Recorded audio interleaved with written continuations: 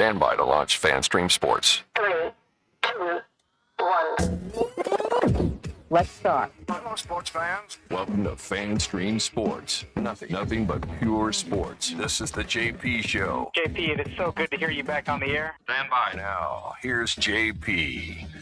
All right, welcome into a Tuesday edition of the JP Peterson Show. It's Meet the OC Day, the annual Meet the OC Day at One Buccaneer Place today, as Zach Robinson will make his Buccaneers debut in front of the mic at least. Looking forward to that. Lightning win last night. I was there. I have information. Ooh. So, yeah. Lots of celebs in the house. Stamkos is coming back. Stammer's coming back, baby. Talked to JBB about that last night. And April Fools. No, he's not. He might be. I don't know. No, we don't know. Might be. Who knows? He's playing some great hockey, though. Good morning to you, Tim Ham, you ice skating extraordinaire, man, and you and your son out playing hockey on the streets of Dallas. How cool is that? Yes, Nothing man. but It was ice really out there, baby, huh? It was really cool. So everybody knows, I mean, I haven't been on the air since Friday, but Friday night the storm came through and we got just a bunch of sleet, changed to ice. We got a little bit, maybe don't 2 say inches. Maybe we got like 2 inches of snow on Sunday, but it just layered on top of the ice, and then it got down to almost 0 degrees Saturday. Ooh. So everything that we've gotten has just frozen. And as I showed you off the air, JP, I'll show the Petermans here. This is my backyard. That is about 4 inches of just solid ice. Like there's no Holy footprints that go in it. It's just the puppy goes out and slides around while he's peeing. It's really funny, as do I. But yeah, Just so like- yesterday afternoon, like the Super Bowl. yeah. So yesterday after, the sun's been out for a couple of days now and it's still not melting because we're not supposed to be above freezing until later today. But I did this with all the kids about 10 years ago when we had a similar situation. Got the hockey sticks, got the puck out of the freezer. JP, we went out into the street because there's no cars because nobody can drive. Right. And we had us an impromptu neighborhood classic.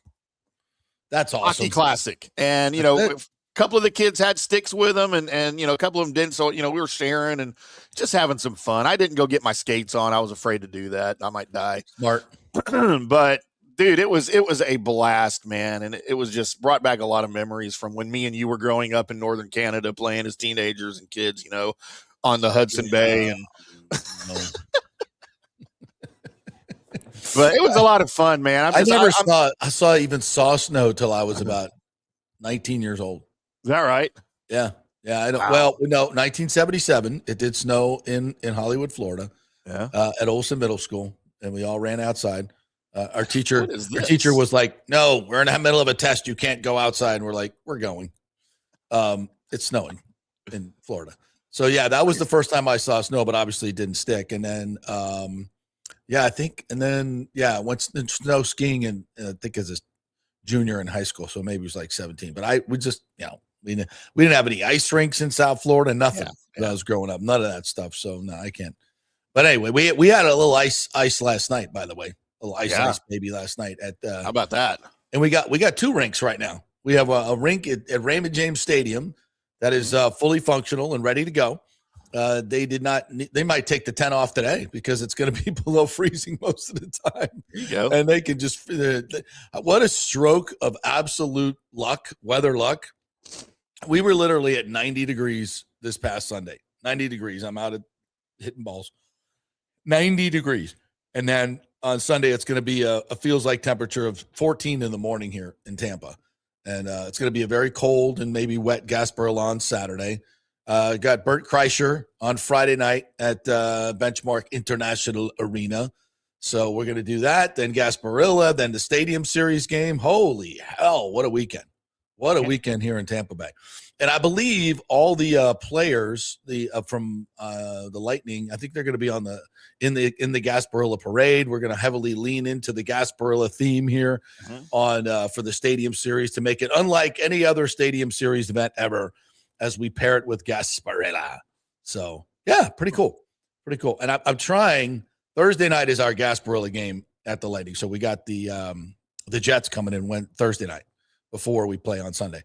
Right. So I'm thinking of going full pirate costume. Oh, you got to do that for my thing. Yeah. And they evidently, and I just found out this morning that they want a Hockey Night Live pregame show to all of our peeps at 70,000 people at Raymond James Stadium. So, ergo, I will be now a part of the show. Like the last Super Bowl here, we had a nice vignette that was aired on CBS Sports. They came into our studio, which was pretty cool. Really enjoyed doing that. Did an essay for the Super Bowl pregame show. So for this stadium series, we're going to be able to do a little Lightning Hockey Night Live. So very excited about that. Man, that's awesome. I can't wait to see that. Yeah. So you gonna be outside? No, we're gonna tape it after the Thursday. Yeah. So yeah, being in full pirate gear, and I mean when I say full pirate, that's the whole makeup, the whole garb. Still got to put it together, but got to get your ears pierced like me, JP, and wear the earrings like the I'll pirates go do. I'll go clip on. What's the matter? That'll be fine. All right, kids, whatever you want to. Oh Lord, JS 813. Pirate JP Burgundy beard. Wow. Yeah. So a mix of a pirate and a Ron Burgundy. JP I don't know Burgundy if those beard. two go. You can't do a pirate accent with Ron Burgundy, can you? Hey. But then you got to do a Canadian accent with it, eh? San Diego. What's that? You got to do a Canadian No, accent it's with a pirate. pirate accent, eh? No, it's Gasparilla. It's full pirate accent. But it's for the hockey game. Yeah, but there's no Canadian pirates. Sure there are. There are. Of course. There's pirates everywhere. Yeah, there's some of those French pirates were pretty nasty. Off of the coast of Newfoundland. The Newfies, they're all Irish. You know that? If you go to Newfoundland, they all speak with an Irish. They do. Yeah. The Irish Newfies. Canadian, eh? Yeah. That's a mix. That's an accent right there. Yeah. All right. It's enough of the tomfoolery. He's coming on the show later, by the way.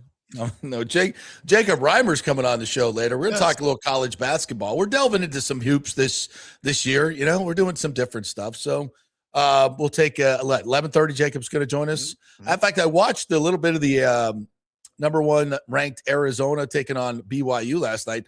That's a game that got crazy late. They were down like 10 with a minute 10 to go, and then came back and got within 3 points. Utah or BYU did. Yeah, and they have a amazing freshman fire this year, man. Yeah, they just had 4 freshmen on Sunday. First time in I think ever 4 freshmen scored 40 points or more. Yep, on the same day. Yeah, and one of them was the kid from BYU, Dotson, whatever his name. I'm not pronouncing that correct. He had a chance to make a big play last night and did not finish. So we'll talk some college hoops, kids. So yeah.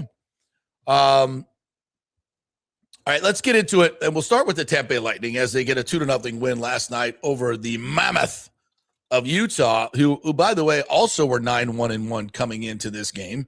So 2 red hot teams. Vejmelka leads the league in goalie wins.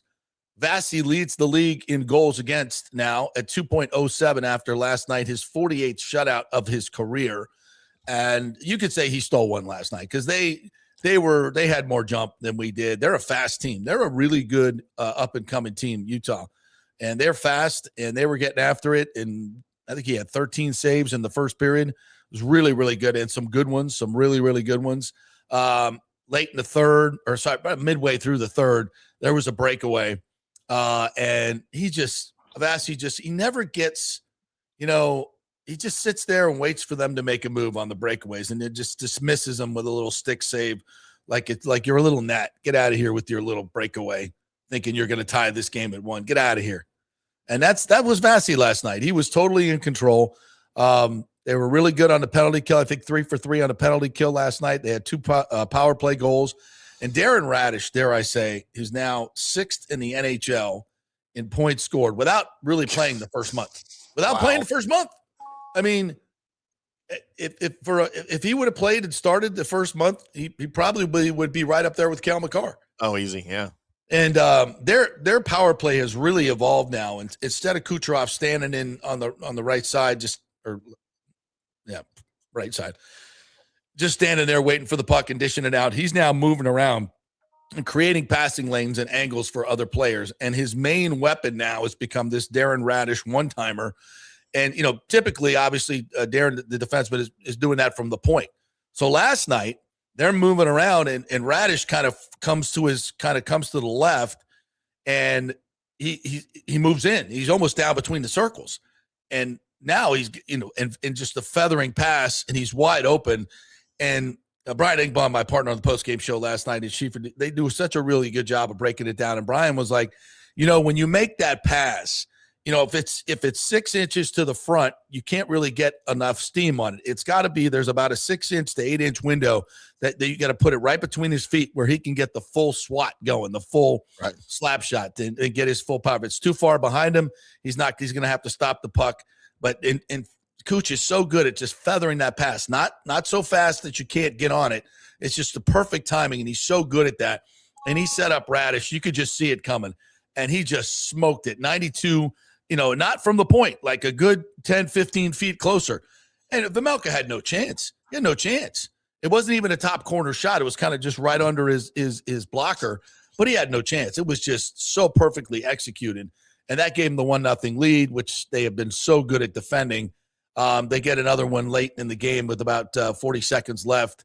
Cirelli pops one in. So they win 2-0, and the long nightmare that was their one-game losing streak is over. So they're back on the winning side, and still not in first place. I mean, with this crazy streak, Detroit still, as of last night, had to buy a point. And so, anyway, no, they're in first place. JP back in first. Okay, yeah, 70 points. Detroit was 69. They're a point ahead, and they've also won 15 of 17. Right? That's the count now with the 2 losses? Yeah. So no. Well, they've got points in 16 of 17. Right. Yeah. So outright wins though. Yeah, 15 of 17. I think. I mean, my Lord, and most of those games have been on the road. Yeah. That last night started a 6-game homestand. So they can really, really take charge of this at the Atlantic as they head into the break, which you don't want to take a 2-week break when you're playing like this. But so be it. Off we go to some guys rested, and I mean, nobody's getting rested. They're all playing. Well, not all the guys. We got 11 guys going. Well, luckily, for the Lightning anyway, Russia has not been invited to these games, so Vasi and Cooch will certainly get some rest. Yeah. Which will kill him. I mean, I can't imagine Cooch watching the Olympics. He probably won't even watch. No, it would just be killing him to watch. Go fly fishing in Canada. Yeah. I'm not getting into that politics shit, but I hate that. Russians are not able to play hockey in this Olympic. I mean, it's a big miss. Yeah. It's a big miss. Obviously it gives Canada and the U.S. a better chance of winning, but it's not the full field, right? Do we know what the Russian team would look like? Holy shit. Are you kidding me? I mean, can you imagine? Like, I'm not saying they'd be better than Canada or the U.S., but obviously be right there. I think if Russia had a team, would they be the number 1 seed? I don't know. It would be top 3, right? Yeah, 1, 2, 3, Canada, U.S., Russia. But I think they might be 1. Guess we'll never know. Yeah. I don't know. But thanks a lot, Putin. Yeah, way to go, jerk. Idiot. Probably going to get bombed now. Yeah, probably. Because he listens to the show. I know. So have your food tasters on standby. They're known for their quality poisonings. Yes, they are. The Ruskies, yeah. It's a great crowd last night. Rondé Barber was there. The great Brittany Lincecum was there, LPGA. Oh, Brittany, yeah. Brittany was there. So she has her event coming up on Monday. So we may have her on the show this week. And hopefully get Rondé on, too, to talk a little Valspar and Buccaneers. So nice time to transition. Unless do we have any Lightning comments this morning? I'm looking. Radish for MVP. You read that I think already. Wow. Radish for MVP. We were talking last night. Does he get any Norris Trophy votes? He's he's 6th in the league in scoring for the NHL, and he's playing tremendous defense as well. I haven't checked his plus minus yet, but I'm sure it's among the league leaders. He obviously is not going to win it, but for Darren Radish to get Norris votes this year. And here's the other thing. When Hetty comes back, and that's getting close, you can't put him on the top power play. Can you? How do you take Radish off the power play right now? Man, that's a good problem to have, though. Yeah, absolutely. But JP comments here. Alejandro wants to know, JP, since you work for the Lightning, do you know the uniforms they'll wear Thursday? Since it's Gasparilla night, the Lightning will wear Gasparilla themed jerseys, or that's safe for Stadium Series? No, I'm guessing they'll wear their black Gasparilla jerseys that have been so very, very popular. I'm guessing that's what they will wear. And then the Stadium Series, obviously, they'll wear those, which are just fantastic. I mean, everybody's wearing that gear. Those are freaking awesome. Yeah, I got to go get me a hat over there at least. I just love those colors. Really, really good. They're the Rays colors, basically, right? I mean, they're the Rays colors. Yeah, they kind of are. Yeah, a little different blues, but really, really, everybody loves them. I mean, my God, they must have made a fortune on those jerseys. I gotta go find me a Braden Point jersey now. Another one. Yeah. He hadn't been able to wear them. He won't be able to wear them because I don't think he's playing Sunday. I wouldn't think. And will he be back for the Olympics? Now, I think Bradley did tell me he was skating the other day, if I'm not mistaken. I have to double check that. Hedman was out there on the ice. Mm-hmm. So these guys are getting close to coming back. McDonough's been out there.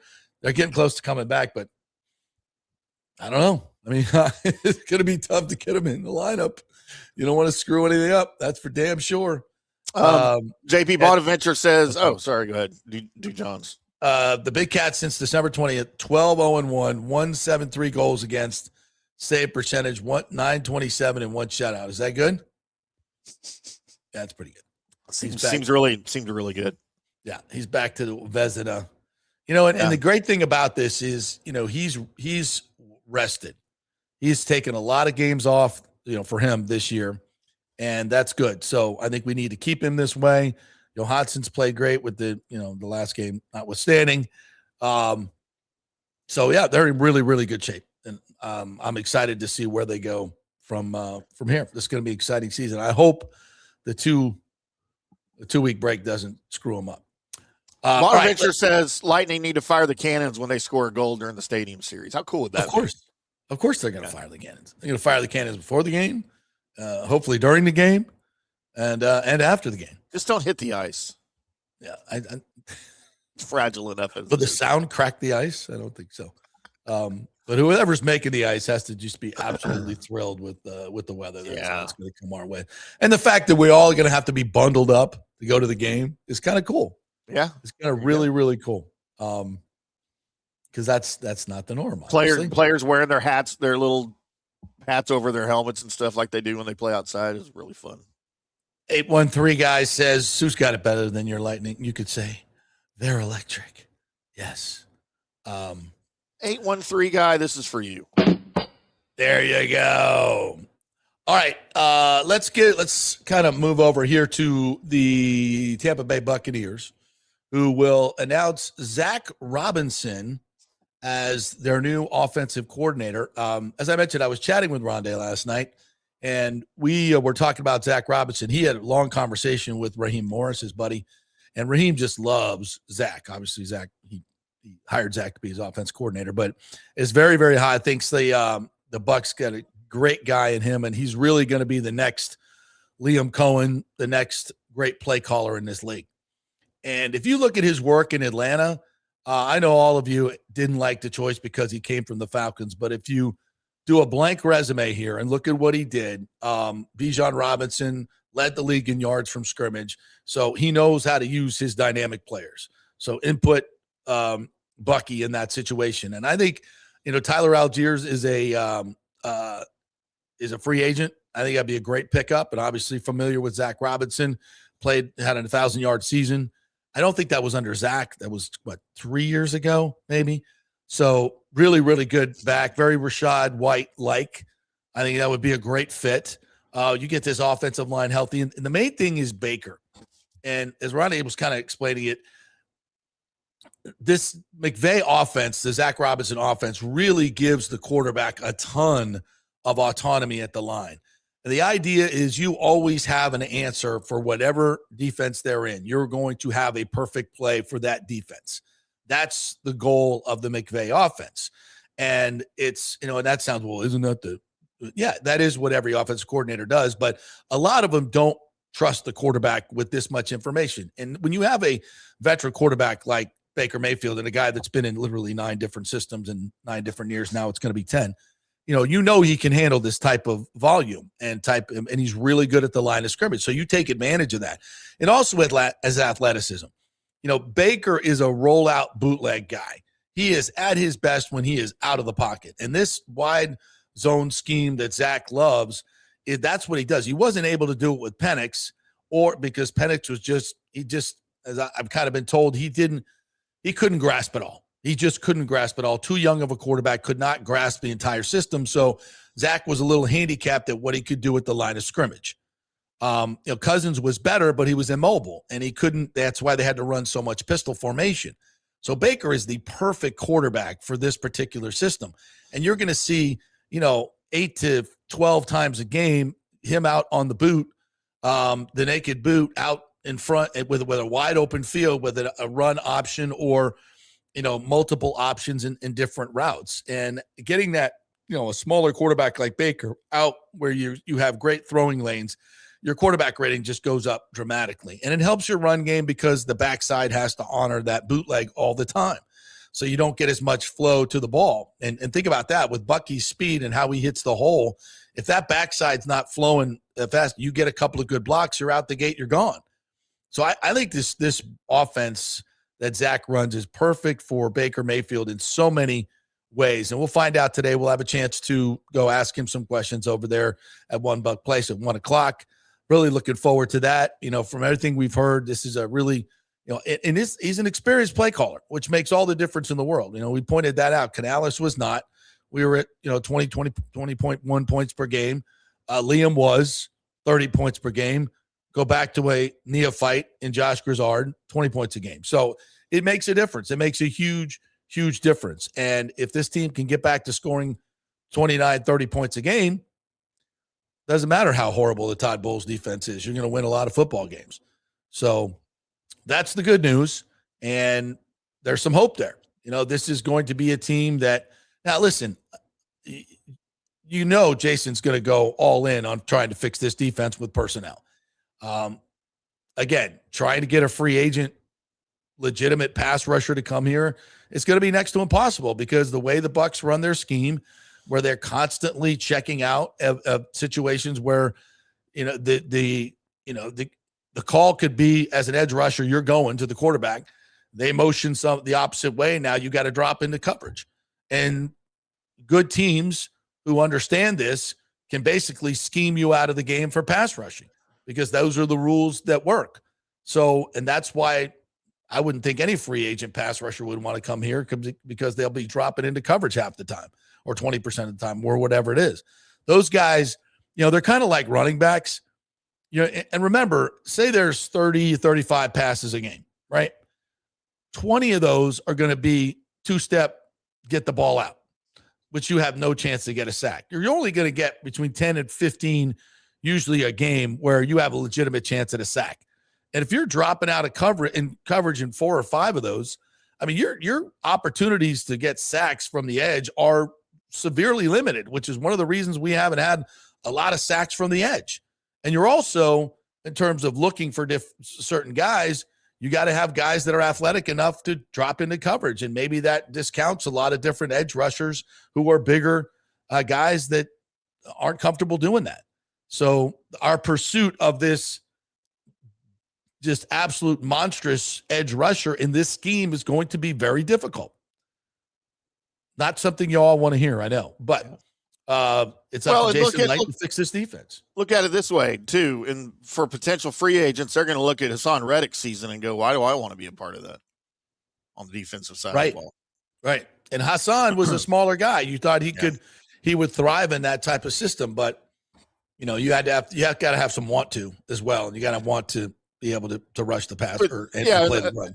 And that's the problem. We don't know how much of that was he didn't want to and how much of it was he wasn't able to because of the scheme. Right. How much of this was on Reddick, how much of this was on the scheme. And we don't know. Yeah. So we'll see. I mean, hopefully this promise to change the scheme is true and it'll happen. I have my doubts, and we'll probably see a lot of the same stuff. Guys running wide open in the secondary, and that's that. Hopefully they can find an inside linebacker that an experienced one, and that will help the defense. But today is about the offense, and I'm sure Baker will probably be at the press conference. Maybe we'll get a chance to talk to him as well. And we'll bring all that to you on socials and to tomorrow's show. So, and we mentioned this yesterday. Brian Pacucci going to the Jaguars, stolen away by Liam Cohen and the Jags. So you're losing one of your key offensive line coaches, which is not a good thing. Not a good thing, unfortunately. But Zach will have somebody I know that he wants to bring. I don't know if Carberry is obviously still on the staff, but who will he be bringing? The quarterback's coach was fired, so TJ Yates, we believe, is going to be the new quarterback coach. And I think there was another staff member he's bringing along. But we'll find out today and get a better feel for what this offense is going to look like. But I'm excited. I think, by the way, Kyle Pitts is also a free agent. Yep. You already said you don't want him, JP. I've tried to bring him up a couple times this season already, and you're like, nope, don't want him. Don't want him. Well, I mean, the problem is he's not playing the Bucs defense every week. Right. I mean, he'll be great in practice. He'll torch us in practice. But how good will he be on Sunday? Look, I think Zach has a good feel for what he can do. And if you feel like he fits in this offense, listen, Cade Otton, he is who he is. I think he's a good tight end. I'm not going to say he's a great tight end. I think he's good. I think he's above average. He's got good rapport with Baker. Last year with Josh, the tight ends were just not vibing. They just weren't. And I think Zach Robinson will use them much better. And I think Cade will be much more dangerous. But I don't think Cade's getting big money anywhere. Do you? You think anybody's paying him big money? No. Maybe you bring in both. Maybe you have Kyle and Cade Otton. That might be a nice little tandem right there. So I think you can improve the position, no question about that. I think if you keep Cade Otton and you've got Kyle Pitts or anybody in front of Cade Otton, I think you are. I don't know what the right word is. I think you're inhibiting the development of your younger tight ends already. Yeah. And I think they've got some talent at tight end behind Cade Otton. Yeah, Devin Culp really flashed, at the end of his rookie year and had a good training camp as well. He's a talented receiver. Yeah. Not a great blocker, but a talented receiver. And I think a good offensive coordinator can make use of his ability. So much in this league, we're seeing 2 and 3 tight end sets. And when you have, different types of tight ends, you can really do a lot of different things and do creative things. So I'm interested to see what Zach has, and I'll ask him about the tight ends today and where he thinks they fit in, because they were not really a big part of this offense. What did we get our first tight end touchdown like week 15? I think it was. Yeah. So, yeah. And it's not because Baker doesn't like throwing to him in the red zone. Our red zone was awful last year. And frankly, that's if he has a weakness, and we got this from Dave Archer last week, that was a part of it. I got another text from one of the media members in Atlanta that I want to share with you guys vis-a-vis Zach Robinson. He said he was in a good rhythm with Cousins until he got hurt last year. Never vibed with Penix. Third down percentage was abysmal. He said, I was sitting behind the bench in Germany, and Penix is yelling, get the effing play call in. Never meshed the run game. Rumors were the O-line coach called the majority of the run plays. He'll probably be okay with Baker. And he said Penix couldn't play under center. Cousins could win 4 in a row down the stretch. So there were issues. There was definitely issues in Atlanta. It wasn't all roses. A lot of the fans were not happy with Zach. To me, I think it was kind of, like with Josh Grizzard, you're dealt a hand that's not as far from perfect. I mean, you're working with Penix, who's just not equipped to handle such a complicated offense and didn't really get it from what I've been told. and then you have Cousins to be two totally different quarterbacks that one's left-handed, one's right-handed, one's immobile, one can run. I mean, one knows more, the other one doesn't. I mean, you're working with two completely different quarterback skill sets and trying to mesh them. I think that would be very, very difficult for an offensive coordinator to get maximum production out of that. And I still think, their numbers were really, really good for most of the year. So, except in the red zone. There were, yards and passing and all that, but their red zone, their scoring was not. I think they were 24th in scoring. So we got to figure that out. And with better personnel, maybe he does. Excuse me. All right, let's take a break. We'll come back on the other side and get to your questions and comments. We got some raised questions in here. We'll hit that as well. Whatever you guys want to bring to the table. Darian Mensah, Duke quarterback, headed to Miami. Court. Yeah. Well, no, they've settled it. And Miami's good. I mean, we're halfway through the semester. Do they even go to class anymore? I guess if you're the Miami quarterback, you don't have to. So we'll talk about that. We are brought to you by the great folks at Genesis of Tampa. I know Mike Murphy's very excited to get Darian Mensah as their new quarterback for next year. Better than Carson Beck, that's for sure. Genesis of Tampa is a great place for you to go and get a test drive. You could win a $2,500 gas card, gas for the year, just by going by and taking a test drive. They will 10x your entries for that gas card. Always great prices, great lease deals going on right now. For the Genesis GV70 and 80, they are tremendous cars, technology, luxury, value above everything else. You will be shocked at the price and what you get for it. Genesis of Tampa, 801 East Bears Avenue. Head on by and tell them JP sent you. Back in 3. Experience the art of driving at Genesis of Tampa, where luxury meets innovation and every detail is crafted for you. From the bold G70 to the refined GV80, Genesis delivers power, elegance, and technology years ahead of its time. Book service online, and our Genesis Experience advisors will pick you up and drop off your vehicle. If available, you can enjoy a courtesy car while yours gets a complimentary interior vacuum plus a generous offer for your trade. Every new Genesis comes with the Miracle Advantage Plan, 10 years or 250,000 miles of powertrain warranty and 4 years of complimentary maintenance. Visit us at 801 East Bears Avenue or online at genesisoftampa.com. Genesis of Tampa, luxury redefined. Italiano Insurance would like to congratulate the Bucks on their 50th anniversary season. And you know what? We've been here for every season and then some, over 60 years in business. We've seen some smart coaches with great game plans, but if you don't have flood insurance or business insurance, that's a terrible game plan. That could ruin you financially. You don't want to take that L. So call 813-877-7799 and let their friendly agents quarterback your insurance and save you big money. Italiano also sponsors our FSU report every week, so go Noles. 813-877-7799 or go to italianoinsurance.com. Sports fans, it's time to gear up. Head to fanstreamsports.com and check out our brand new merchandise store. We're talking bold t-shirts, 3/4 zips, hoodies, hats, mugs, and more. Everything you need to rep your favorite shows and your favorite crew. Whether you're rolling with the JP Peterson Show in Tampa Bay, From the Rough in Dallas, the Tim May Show featuring Clay Hall, or the Jeff Thidoff Show in Ohio, or any of our FanStream Sports original programming, we've got the perfect look for game day and every day. So don't wait. fanstreamsports.com. Click merch and grab your gear now. Wear the stream, live the stream, fanstreamsports.com.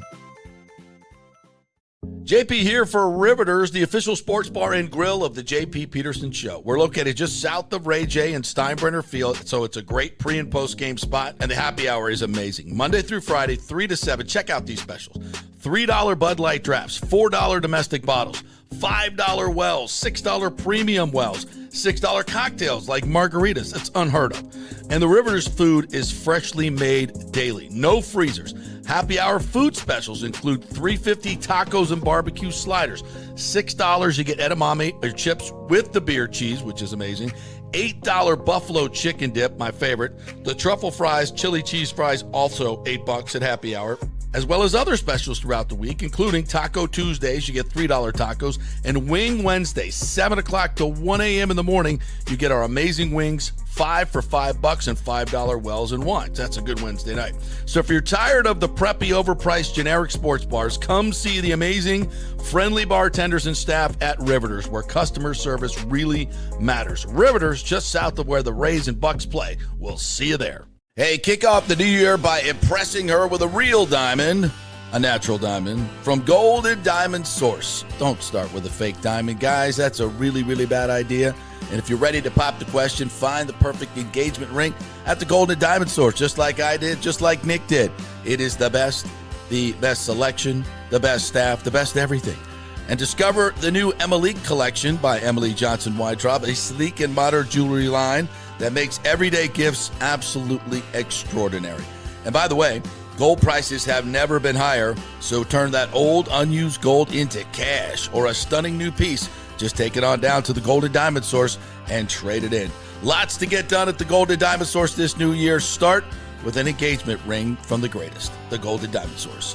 3800 Almaton Road, always online at the Golden Diamond Source. It's the love you give only at Golden Diamond Source.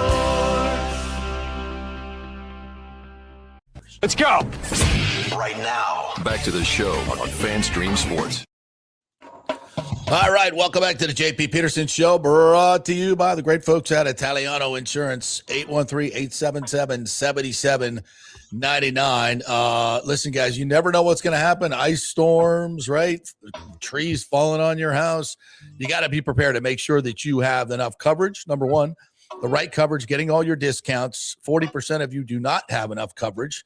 So make sure you do. Call Italiano Insurance, 813-877-7799. Make sure you are fully insured. They will also shop your insurance around. There are companies coming in offering lower rates on auto, on home, etc. So make sure that you are up to date and getting the most discounts, because insurance is through the freaking roof, right? So save as much as you can. It's not what you make, it's what you keep, kids. So go to ItalianoInsurance.com and give them a call. Let them do all the work. You save all the money. Sounds good to me. Hey, Timmy, I wanted to talk a little bit about college football. Ooh. And over the last week, we've had a couple of very interesting situations go on in the transfer portal.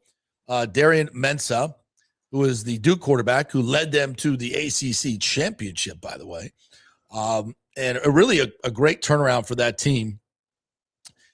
And he's a very talented quarterback. He was at Tulane a couple of years ago, transferred to Duke, signed a 2-year deal worth $4 million, and then decided, you know what, I want to go to Miami because they're throwing money at me.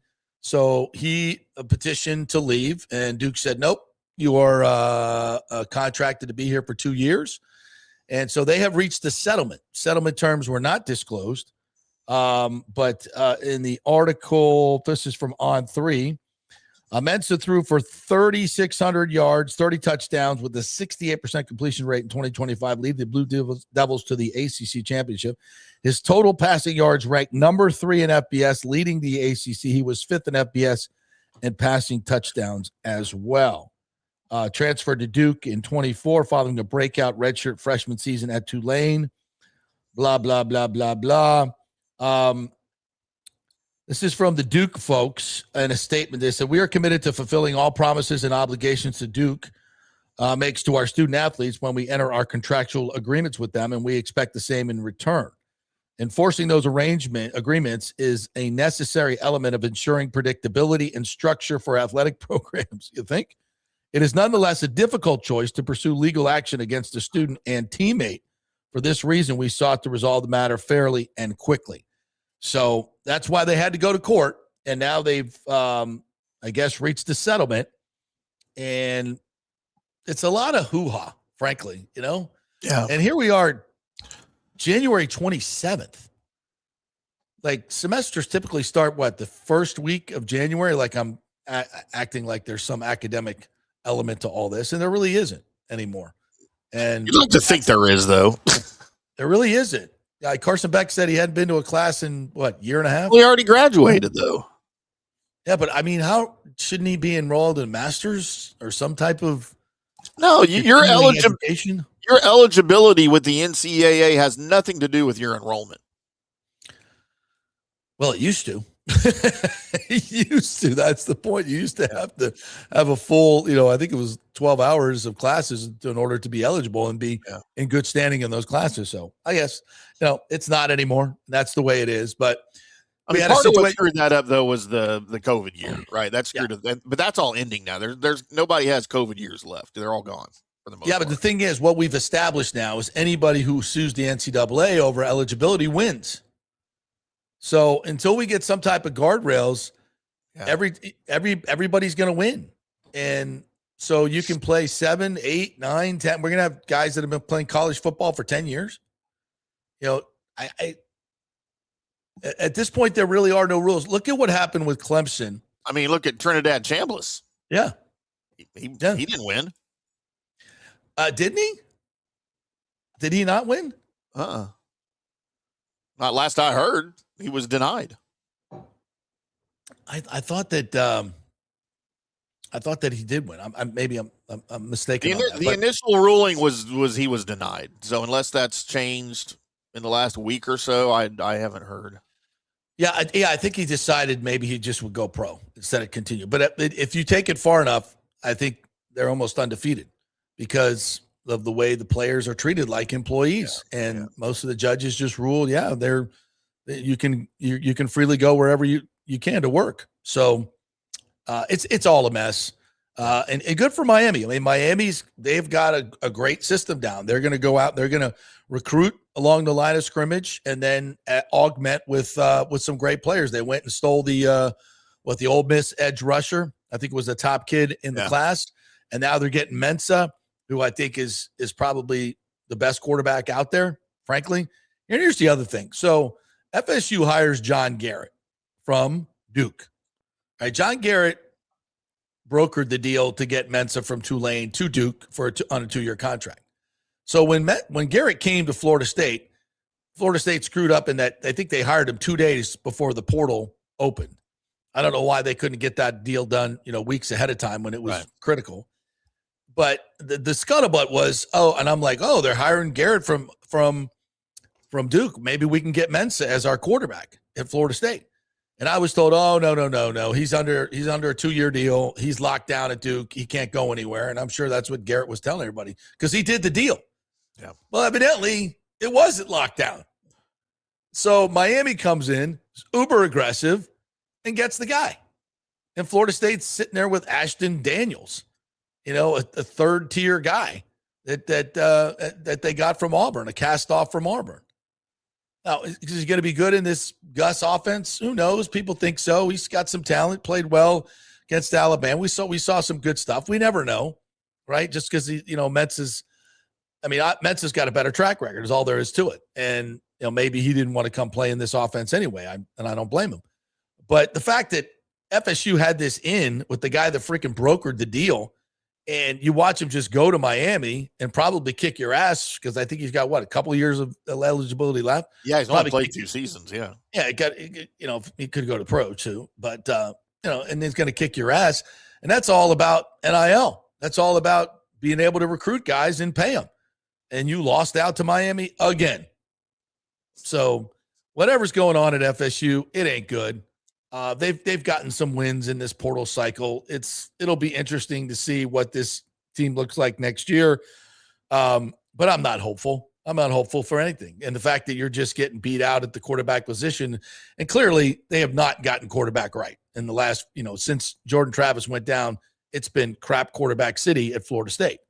And Mike Norvell cannot identify what a good quarterback looks like. All the ones he's recruited have been terrible. And even the ones that didn't play at Florida State and moved on to other places haven't done anything. He does not recruit quarterbacks well. So here we go again, and you're losing a guy in Darian Mensa to a chief rival that you should have had the inside track for. And here's an issue I have with all, and it's not this particular situation because this is just the college football landscape that we have right now, right? Players are free agents. I don't know that any so-called contract that they have with their current program is watertight. Clearly they thought the Duke contract was watertight. Well, it's not. Maybe that's because John Garrett is the one that that brokered it and put it together, and he put loopholes in it on purpose. I don't know. I don't know why that happened. But here's what I hate. And look, again, I'm on record. I love NIL. I love the transfer portal. I love that these guys are getting paid. I don't like how much they're getting paid, but I love that these guys are getting some money, and I love that they have some say in where they play. I don't mind that at all. Obviously, it needs regulated. But one of my favorite things of covering college football has always been recruiting, and it's always been quarterback recruiting. You have all of these 5-star quarterbacks coming out of high school, and whatever state they're in, and the game was always, where's he going to play? Who's he going to commit to? Right? I'm afraid, and I think this is already happening, that quarterback recruiting in college football is going away permanently. Why would anybody spend a butt ton of money to go out and recruit and schmooze this guy that they want to come play for them when all they got to do is go to the transfer portal next year and find a guy that's already done it and been successful and throw money at him? Why would a college recruit a quarterback? For instance, Darian Mensah was recruited heavily by half the freaking schools in the country. He committed to Tulane, a good program, a really good program. Goes to Tulane, plays a year. Now he's going to Duke. Or then he goes to Duke, plays a year. Now he's going to go to Miami and then probably go pro, right? Well, Miami has the benefit of the recruitment of Tulane and in a lesser part Duke, because they've got to actually watch him play at that level. Right. Right. Why would these big time college programs even worry about recruiting quarterbacks out of high school now? What's the point? Well, I think you're hoping that you get the elite talent. Like you get the guy that it's kind of like the NFL draft. You have the opportunity to draft Caleb Williams. And so if you can get him as a freshman, you want to get him. He's an elite talent and you hope that he stays. Right. Chances are he's not, unless he plays well as a freshman. And even if he plays well as a freshman, like Mensah, he's going somewhere else. You got to retain him every single year. It's a terrible, terrible game. It's a terrible, terrible precedent we're setting. And, I just think it's really, really bad for college football because look at Arch Manning. Arch Manning, the number one recruit in the country for a couple of years, even as a junior in high school, a sophomore in high school, commits to Texas. They got their guy. They got the Manning. He has a sucky freshman year. First year there. First year starting, not his freshman year. His first year starting, sophomore year. He could have gone in the transfer portal wherever he wanted to. Anybody would have taken him, even based on that horrible year because of the way it ended, right? He ended on a high note for sure. Yeah. Texas is out all that recruiting money, now, if that's what he decided to do. And what I feel like Arch Manning did by staying, I kind of feel like that's going to be the exception, not the rule for a lot of these guys. Yeah. Yeah. I hate it. Yeah. Well, and if you're evaluating talent, it's much easier to evaluate a quarterback after he's actually played in college. Exactly. Because you don't know how he's going to handle, the increase in speed and everything else. So now you're just probably scouring colleges for quarterbacks. And you hope if you draft one, he comes to your program and loves it and wants to stay. But you're going to have to up if he keeps playing well, you're going to have to up your money each and every year. And all that has to change. Yep. James says they have buyouts, guys. Look at the Ole Miss Clemson linebacker from Cal situation. Yeah, the Clemson situation. And by the way, Scott Hamilton's going to come on tomorrow with us and talk about that. The whole Clemson situation where they had the linebacker, they signed him. The kid was enrolled at Clemson, and Pete Golding was texting the kid directly and sending him pictures of a $1 million contract while he was in class at Clemson. And Clemson, Dabo told the GM to call their GM and say, hey, tell Coach Golding to stop tampering. I know he's a new coach and maybe he doesn't know all the rules, but we don't do this. And it just kept on and kept on and kept on the whole week until Ole Miss finally got him to leave Clemson. And it was, the way Dabo described it, it was really kind of ridiculous. Yeah. And very shady. Very shady. And I don't know, what are the tampering rules? Do we even know? And I'm pretty sure that I think this is kind of common in the SEC. Once again, it's honor among thieves. There's no such thing as tampering. You just want a guy, you could just bother him to death until you get him. And these kids are supposed to be in school. And meanwhile, you got head coaches from other teams texting him while they're in class, sending him pictures of $1 million contract. And he ended up going back to Ole Miss after being enrolled for a week at Clemson.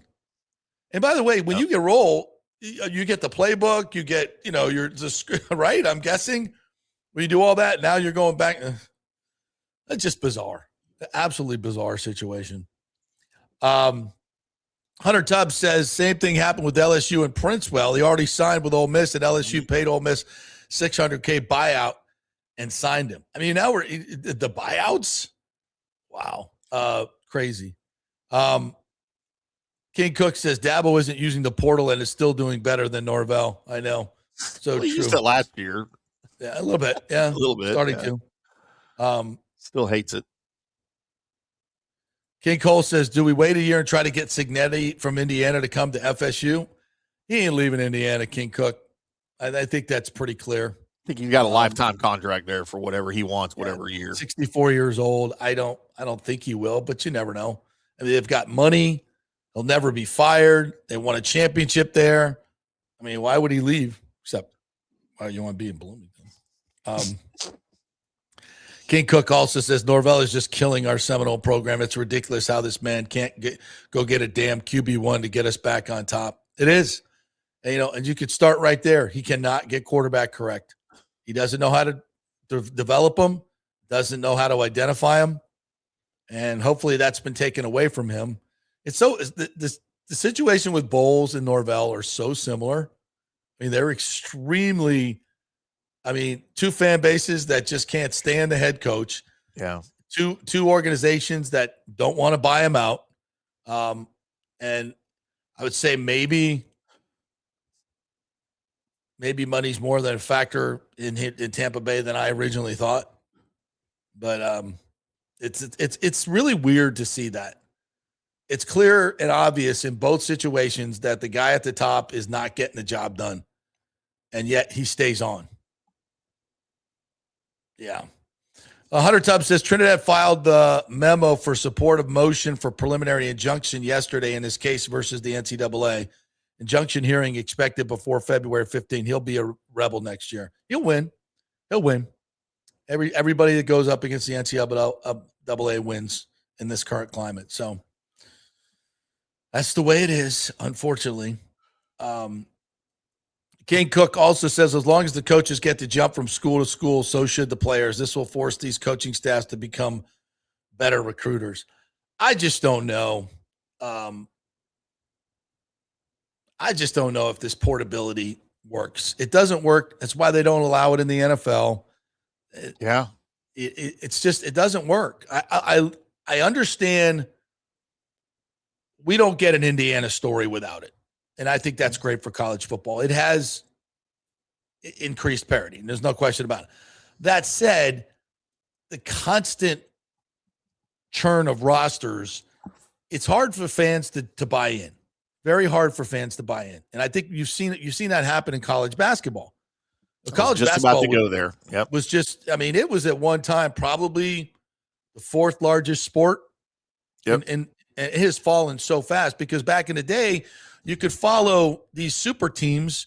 I covered those North Carolina teams with Antoine Jameson and Vince Carter and that whole group. Those guys stayed together for 3 years. Same thing at Duke. Same thing at Florida State with Bobby Sura and Charlie Ward and Sam Cassell and Doug Edwards. They stayed together, and you get to know the players and you get to know the teams you're emotionally bought in. But every year you come out, you don't know anybody on the floor. You have no idea who these guys are. Every year you got to get to know them. I don't have time for that. And I work in the freaking business. Yeah. And fans don't. Every year you're changing quarterbacks and all your star players are moving from one to the next. How do you develop any loyalty to your team? And even just fan interest, if you just don't know who the guys are, it's a very big, important part of sports. You have to just cheer for the uniform, JP. You can't cheer for the players anymore. You got to cheer for the uniform now. Which I get in college, but I don't think it's sustainable long term. I think people will lose interest. And I was going to go there with college basketball because, back, like you said, back in the day, guys couldn't go to the NBA after one season in college, right? They had to stay for 2 or 3 or 4 years. And that's why you had these super teams that could form. And fans got to know the players and cheer for the players and then follow them to the NBA. And then you became a fan of them in the NBA. But now that guys can just play one and done in college basketball, to me, it's contributed greatly to the demise of college basketball fandom across the country, and with legitimate reason. And look, I'm not a college basketball super fan by any stretch, but I love college basketball. And I consider myself probably a little smarter, a little more aware of the game than maybe the average fan, right? Just because I watch so much of it. Sometimes, even this year, we're in January, late January, almost February of the season now, and I still will go watch a highlight of a game, a team that I don't necessarily cover, and I'll hear a guy's name that I recognize from last year, and I'm like, oh, he plays for Utah now. Wow, I had no idea.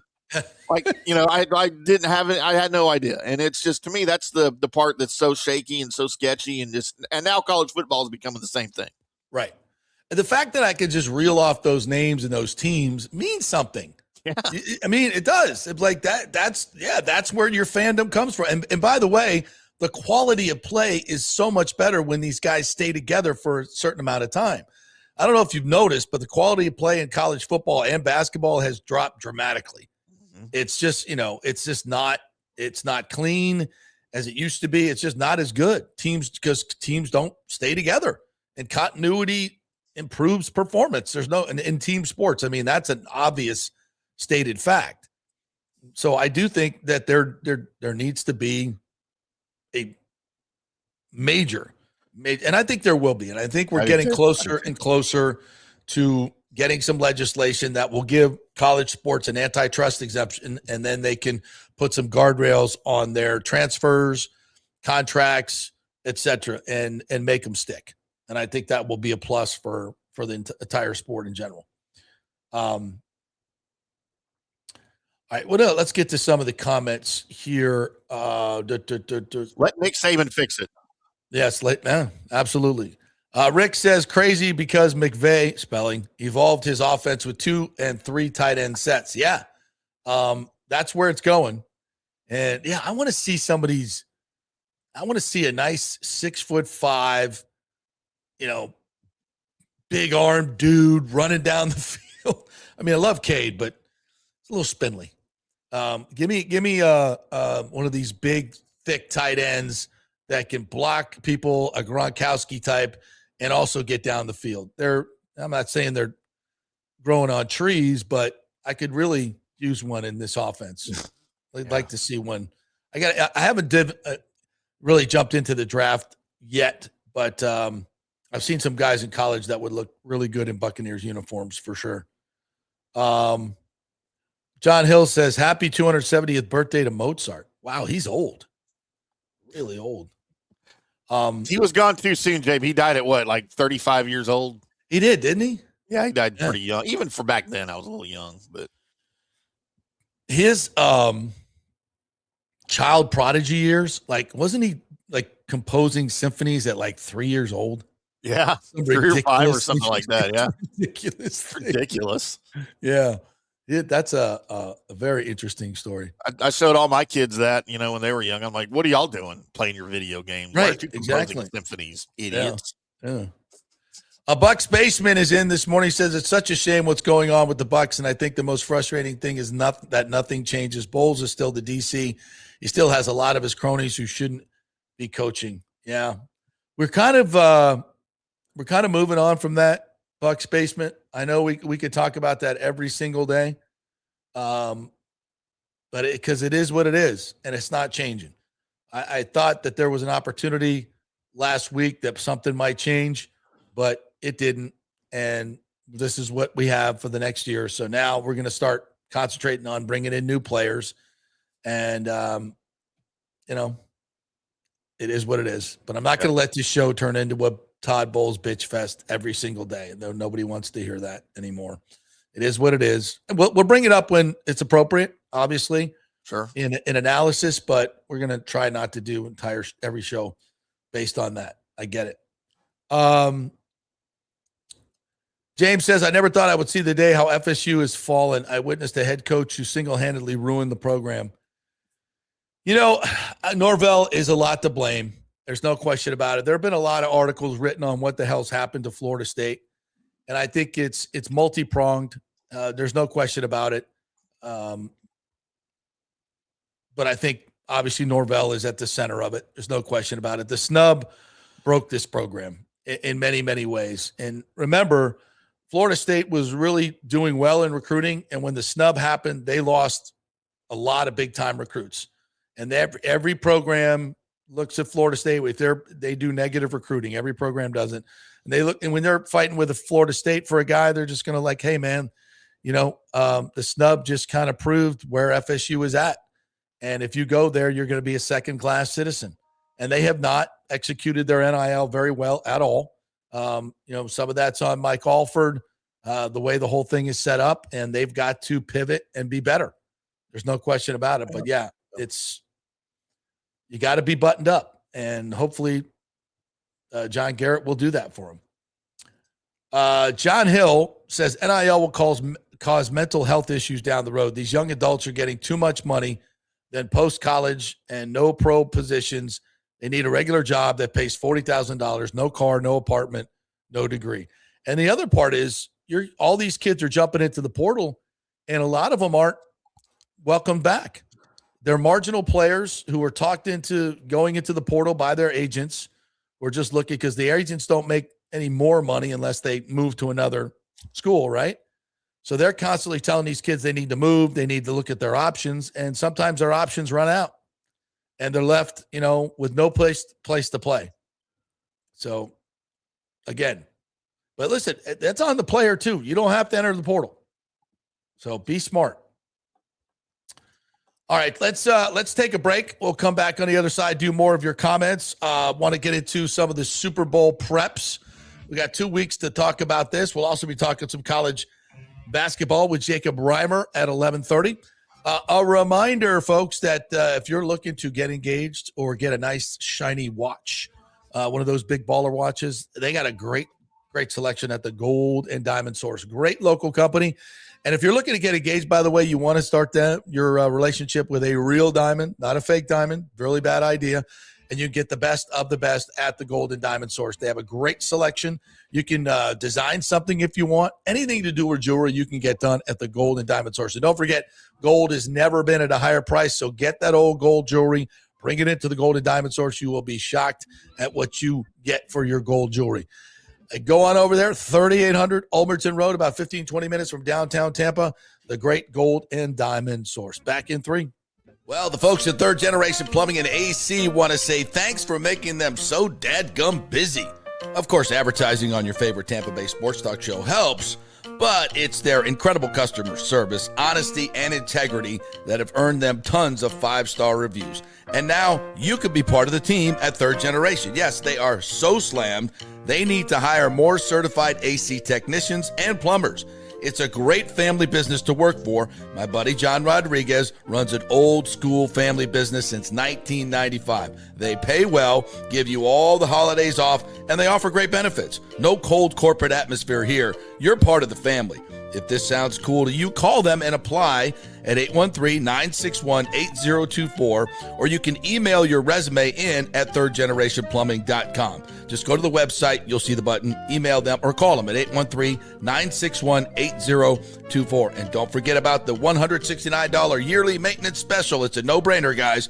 thirdgenerationplumbing.com, and they also do AC. Ciao, Paolo Tini here, owner of Caffè Paradiso, voted number 3 People's Choice Award on Open Table. I want to thank all our loyal family of customers that have been enjoying our great traditional Italian dishes we make from scratch every day. It's a great family story we're proud of. Our family moved from Rimini, Italy in 1984. My dad, Caesar, started Donatello, and that's where I got the start in the restaurant business. I started Caffè Paradiso on South McDill in 1995, and we've been there ever since. From our traditional ossobuco, a veal slow roast for 4 hours, to our daily fresh catch, the Gruppo Paradiso, with a piccata sauce and lobster claw meat, homemade pasta like lasagna, lasagna, farfalle salchicha, which is a bow tie pasta homemade with fresh sausage. Hold on a minute, JP's favorite. I love it. So come and have a glass of wine with me on South McDill. Get a reservation on Open Table and see all our 5-star reviews. Ciao, see you soon at Paradiso. Welcome to Kingmakers, home of the JP Peterson Show studio and Tampa's premier business networking and social club for members only. By day, it's an exclusive, vibrant co-working space with a stylish conference room,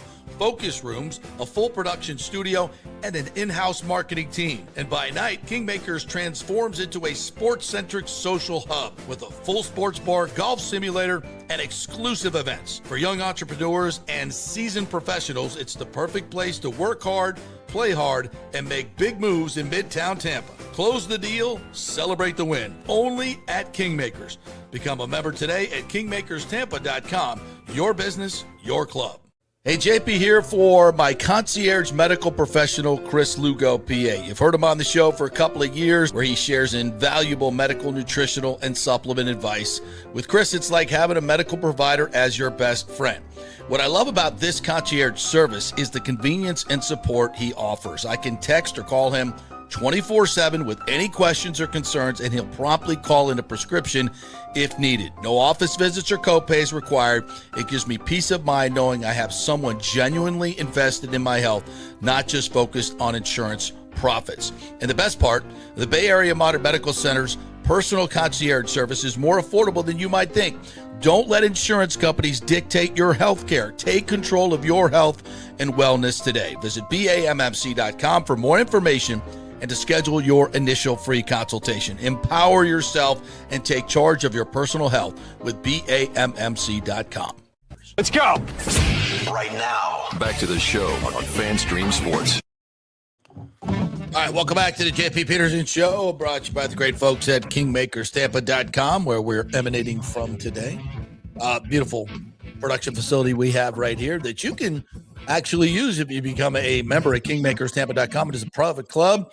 We have shared office space here, a great conference room for you, a unbelievable golf simulator, sports bar. It's a really, really cool place. Go to KingmakersTampa.com for more information. All right. So I was perusing Twitter, and by the way, the FSU football schedule is out. I just sent you a graphic on that, Timmy, if you want to throw it up. All right. If you're excited about this slate for FSU, interesting slate that it is, they'll get started August 29th, Labor Day weekend, New Mexico State at home. Then they got the SMU Mustangs coming to town Monday, September 7th. So a Monday night game against SMU. That's a loss. Then they get a week off, and then they're headed to Tuscaloosa to play at Alabama. Just waiting for you. There we go. Then we got Central Arkansas. At home. Probably.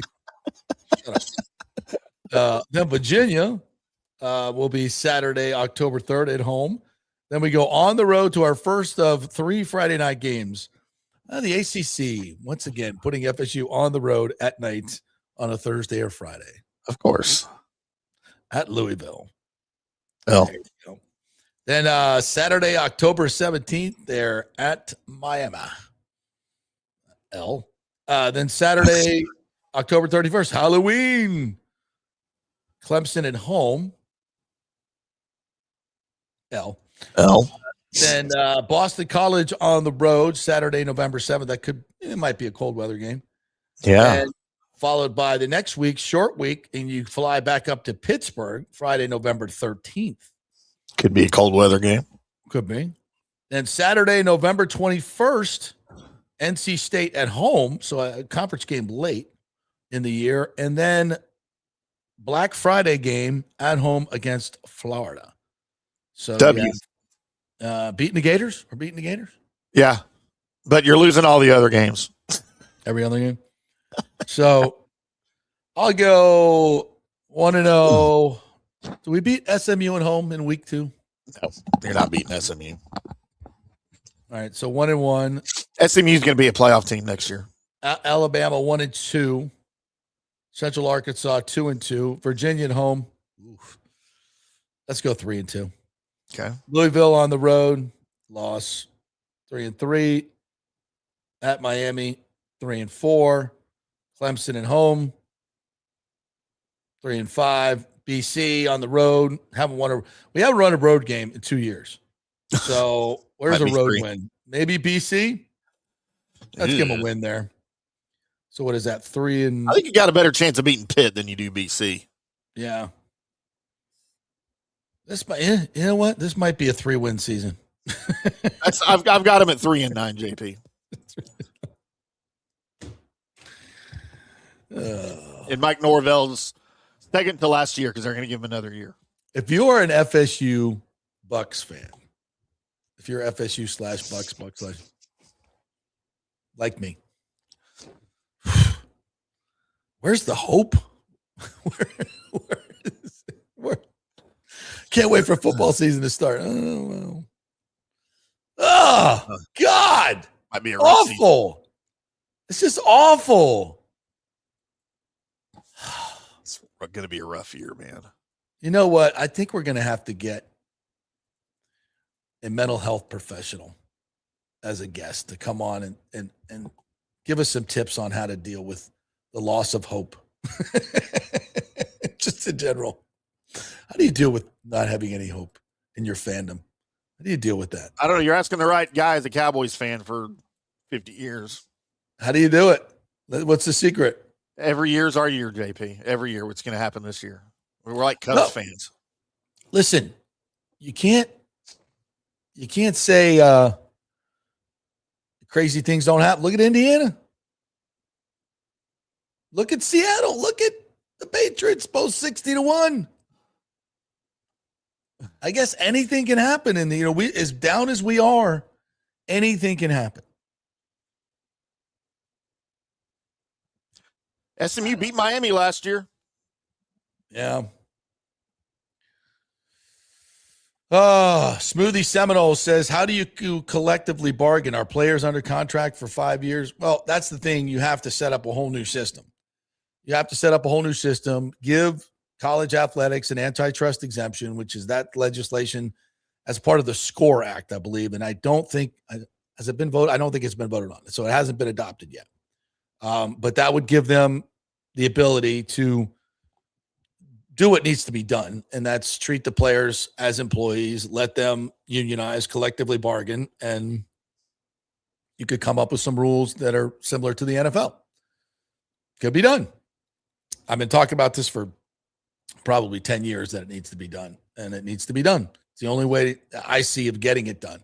But in order to do that, it's going to take some leadership in college football and a group of teams and conferences that have endemic huge advantages, the SEC and the Big Ten, who don't want to give up that power.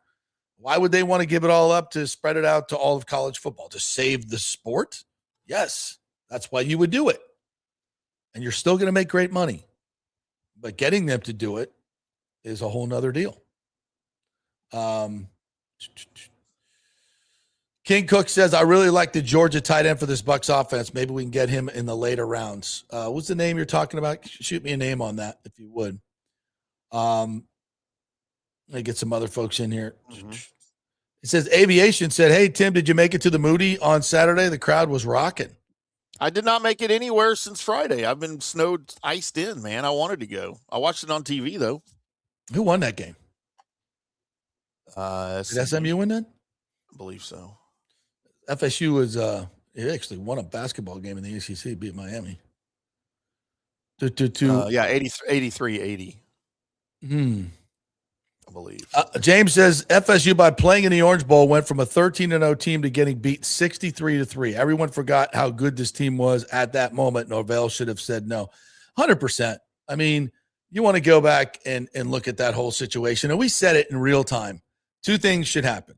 Number one, if you're Mike Norvell and the FSU organization, you go to your players and you say, hey, yeah, we got snubbed, but we still have a chance to go beat Georgia in the Orange Bowl and claim a national championship. They would have had an opportunity.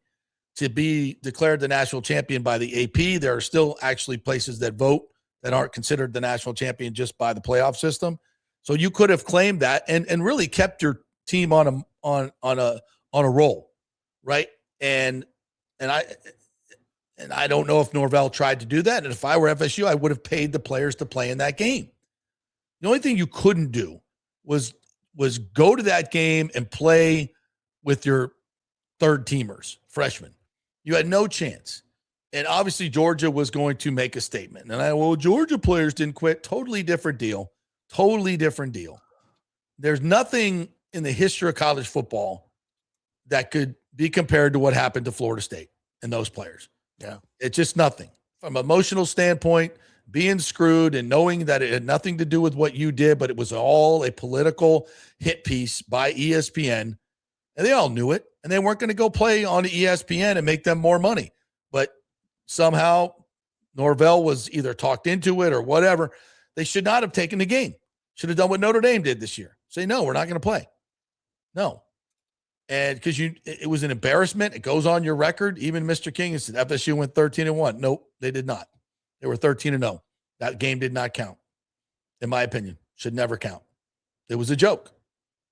And it was forced upon Florida State, and they never should have done it. They never should have done it. You either go with your players, get them to play, go beat Georgia, play a real game, or don't play at all. That shit was embarrassing, and it broke the program. It broke the program. And that's bad leadership. Whether it's whether that was an Alford call or was he even, I think he was first year as his AD. Whatever, or the organization or the ACC, whoever made that call, ridiculous. Absolutely horrible. Aviation says, I see where you're coming from, James, but it looks like you're pouting if you sit out the bowl game like Notre Dame did this year. The way they acted, it'll take time for people to forgive them. I don't know about that. I don't even think I think not playing, you take some heat for a little bit, but people forget it. You know what they don't ever forget and is always on the score sheet? 63-3. That's what they don't forget. And in Notre Dame, they knew if they went and played in some meaningless game, half their players wouldn't play. And then you're embarrassing your own brand. Like that, I disagree with you. I'll stand for, I wish FSU would have said, no, fuck you, ESPN. We're not going to play. No, screw you. That's how it should have gone. That's what I should have gone. What did we gain by going there? Money to the conference? I don't even know if Florida State got any extra money. No, Notre Dame played it right. And I know everybody bitched and moaned and made their memes. That lasted, a week? 63-3 never goes away, ever. So I would disagree with that. Alejandro said, JP, Orestes going to have a baseball show later today. Yes, we are. We will be live from 2:30 to 3:30. That's what we're shooting for because I got to go do the Zach Robinson press conference, which I'll put some social media up stuff for that. But after that, we'll be back 2:30 to 3:30, and we will catch up with the baseball stuff. All right. Anything else we need to? Michael LaRue says, is Jason Light or Todd Bowles going to be at the press conference today? Will they speak? My guess is no. Yeah. Because that would supersede everything Zach. Everybody would want to know about. There would be some very pointed questions, I would think. Hey, where you been? Yeah. So, yeah. Who will be the team representative there? Then will just be one of the Glazers? There won't be. It'll just be Zach, and he'll answer questions. That's typically what they do. Somebody would be there. I guess the media guy, right, would introduce them. Oh yeah, but they don't even introduce them. They'll just go on the side. It's all right. Yeah, I would think. I mean, maybe I would like to hear from Jason. Everyone would. Yeah, it's Senior Bowl week, so we are actually looking ahead to the draft now. I'll be at the East-West Shrine game tonight, JP. The East-West Shrine game? Where is that? Out here at the Star. At the Frisk at the Star? It's at the Star, yeah. They used to be here. They moved that around. The power of Jerry. Yeah, Joel Forsland said 63-3 still pisses me off. I know, Joel. It's just what a debacle. Yeah. Aviation says both the committee and the NCAA don't know what they're doing. It's a free for all and try to get the most views for their product. Yeah, the committee is just a joke. It's a ceremonial thing. ESPN, the brass there picks the teams that they want in. And they did a good job this year, I guess I would say, except unless you're a Notre Dame fan. Lonnie Wilkins says, per the MLB City Connect cycle, this should be the last year of skateboards for the Rays. Thank God. I never bought into that crap. That was not good. James says, I see Marcus Freeman on the national championship game panel. He didn't lose anything, and his team lost to Miami, and he still said, we don't want to play in a meaningless bowl. Yeah, I think that's the way to go. That's the way to go. All right.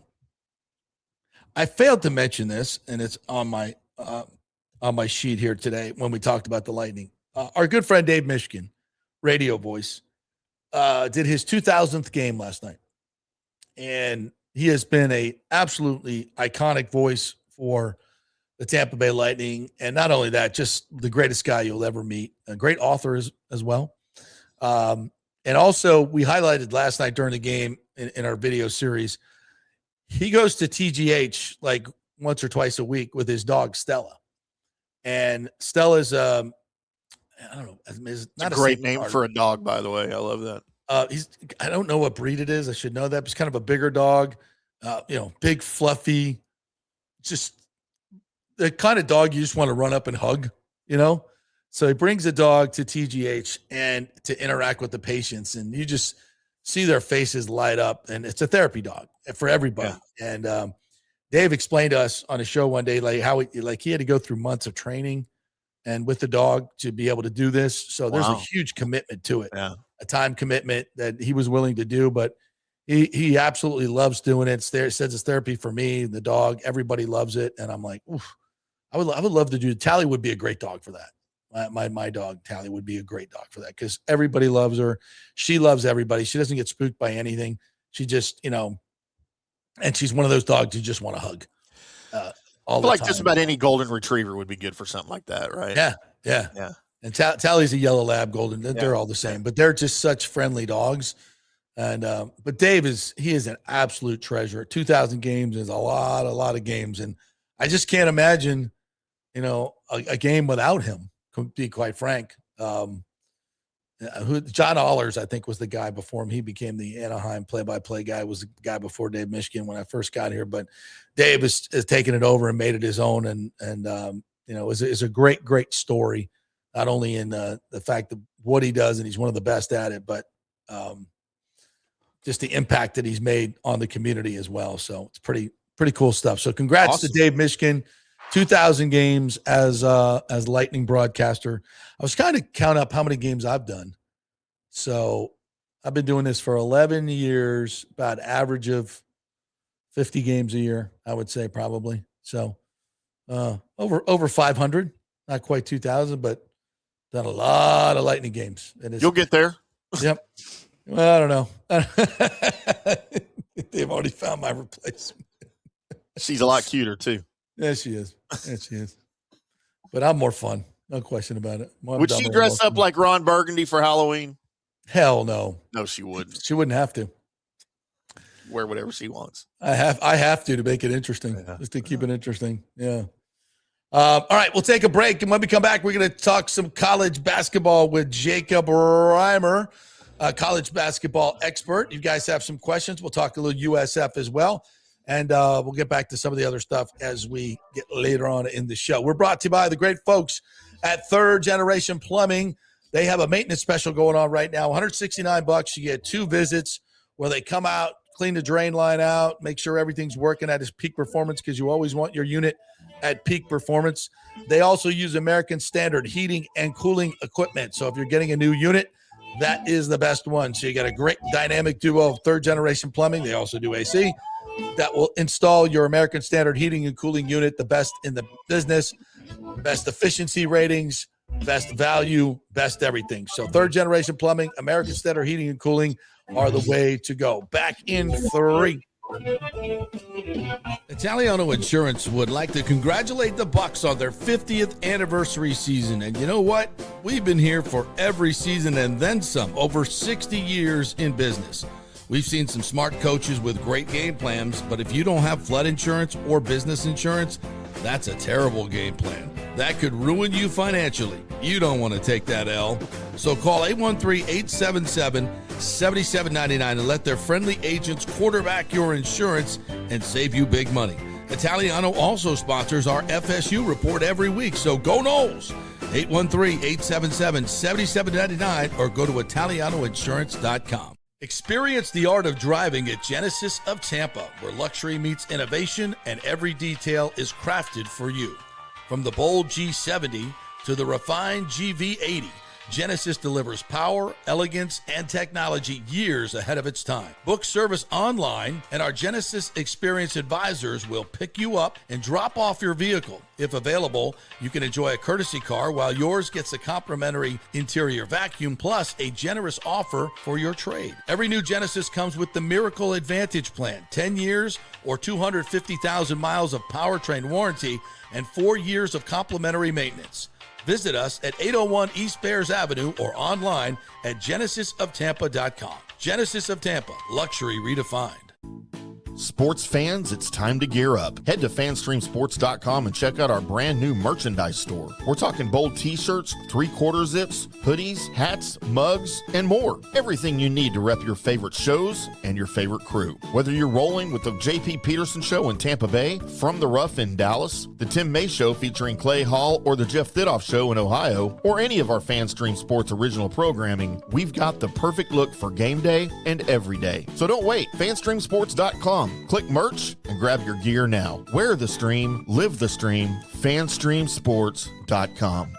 Hey, kick off the new year by impressing her with a real diamond, a natural diamond, from Golden Diamond Source. Don't start with a fake diamond, guys. That's a really, really bad idea. And if you're ready to pop the question, find the perfect engagement ring at the Golden Diamond Source, just like I did, just like Nick did.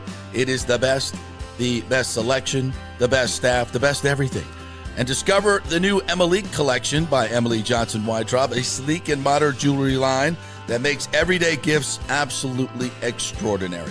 And by the way, gold prices have never been higher, so turn that old unused gold into cash or a stunning new piece. Just take it on down to the Golden Diamond Source and trade it in. Lots to get done at the Golden Diamond Source this new year. Start with an engagement ring from the greatest, the Golden Diamond Source. 3800 Omerton Road, always online at the Golden Diamond Source. It's the love you give only at Golden Diamond Source.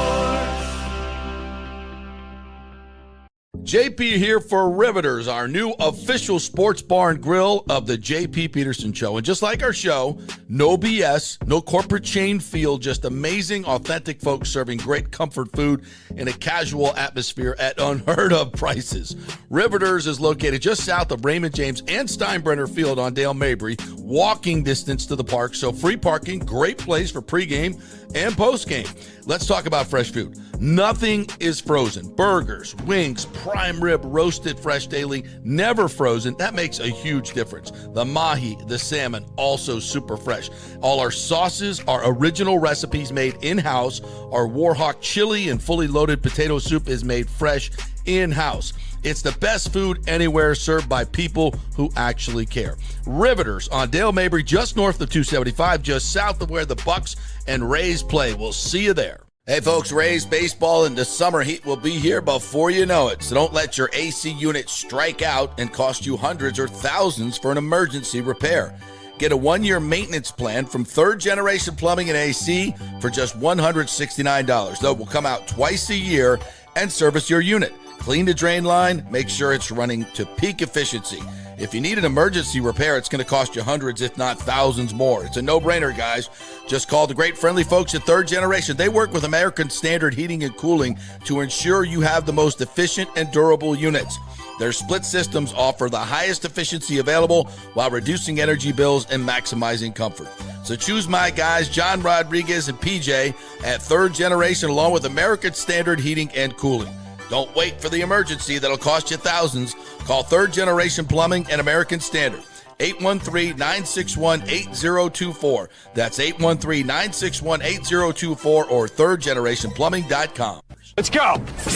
Right now, back to the show on FanStream Sports. All right, welcome back to the JP Peterson Show, brought to you by the great folks at Cafe Paradiso. You've not been over there for a great traditional Italian meal. What are you doing? Number 3 on the open table list as the best Italian restaurant in all of Tampa Bay. Been doing it for 30 years, and there's a reason for that, because they have great food, great value, great atmosphere, great place to go on South McDill there. Go see my good friend Paulo, his brother, the whole gang over there, have a nice glass of wine and enjoy some fantastic Italian food. Going to be a big weekend over there for Gasparilla, I can tell you what. I know where I'd be if I was in Tampa right now. That would be at Cafe after the space. Actually, probably before the spaceship, I'd go to Cafe Paradiso. Before? Well, because I don't know how long I'm going to be at the spaceship. I might not be able to go after the spaceship, JP. Oh, I see. Spaceship has a way of trapping you and just, taking all your money. Yes, well, I know. Those aliens, they are really good at what they do. I just take my coin purse with me and I throw it at them on stage while they're up there. Yeah, I know the feeling. All right, let's talk a little college basketball. You want to introduce our next guest here, Timmy? Yeah, it's the first time we're here on the JP Peterson Show. It is Jacob Reimer from 97.1 The Fan in Columbus, Ohio. Jacob, how are you? Thanks for joining us, buddy. Oh, I'm doing great, even though I am freezing cold up here in Ohio. I know I am in Dallas as well. It's got to be nothing like what it is in Tampa right now. That's for sure. It was 90 degrees on Sunday, babe. I'm hitting golf balls out there before we watch football. It's fantastic. Hey, it was 39 degrees this morning when I got in my car. Ridiculous. Well, I was just in Orlando at Disney a few weeks ago, and it was freezing cold in the morning. I had a few days where I'm wearing hoodies and joggers, and I'm like, I thought I was in Florida. This feels like Ohio right now. Yeah, we have our moments, and we love it. I love the cold weather. Like when it's finally cold here, it's because I know what's coming. All right, so speaking of college basketball heating up, I was watching a little Arizona and BYU last night with interest. A great finish in that game, by the way. Burris had 29 for Arizona. It remains undefeated. But AJ, is it Debonsa? Debonsa, am I saying that right? Yeah, AJ, the freshman from BYU. Boy, that kid can play. Tell me a little bit about him and this Arizona team as well. Yeah, I mean, it's just a testament to the freshman class with how good Debonsa is. He's not the only one, but there's been a stretch this year, especially like he really picked up in December, where he kind of took off and was starting to separate himself as the clear best freshman. And then Cam Boozer is having some big time performances. Darren Peterson is now healthy as well for Kansas, but Debonsa's elite. He's a 3-level scorer, can get anything that he wants. And it was a great game last night, like you said. Arizona is legit. I was worried about them coming into that because they went early in the year. They had some really good games and looked good, especially on the road at UConn. But this was their first real Big 12 test in an electric environment in Provo. And they dominated for a majority of that game. I thought Jaden Bradley and Braden Burries, that their backcourt duo there is elite. It's a great recipe to have to build to have a national championship caliber backcourt, because in March you got to have great guard play to win national championships and get deep there. And that's what Arizona has perfectly. Yeah. I think both those guys, those point guards are going to play in the NBA. I don't think there's any question about that. That's a really good team. Absolutely. Didn't we have four freshmen score 40 or more on Sunday? Was that the first that's happened in forever? It was 3. The first time ever. Kingston Flemings went for 42. Keaton Walker went for 46 in Mackey Arena, which was the most points ever put up in Mackey Arena, which is ridiculous because for how tough that place is to play. And then Debonsa followed it up with 43. But then you also had 2 other 30-point performances from Cam Boozer with 32, and Darius Acuff at Arkansas had 31. And it was a monster day for the freshmen. It was like, what is in the water? Because it was like Kingston Flemings is doing this at Texas Tech, and then all of a sudden that game ends, and I turn my attention to Illinois Purdue, and Wagler's cooking, and then I'm like, okay, we've kind of settled down a little bit, and then nope, here comes Debonsa, and he's going nuclear against Utah.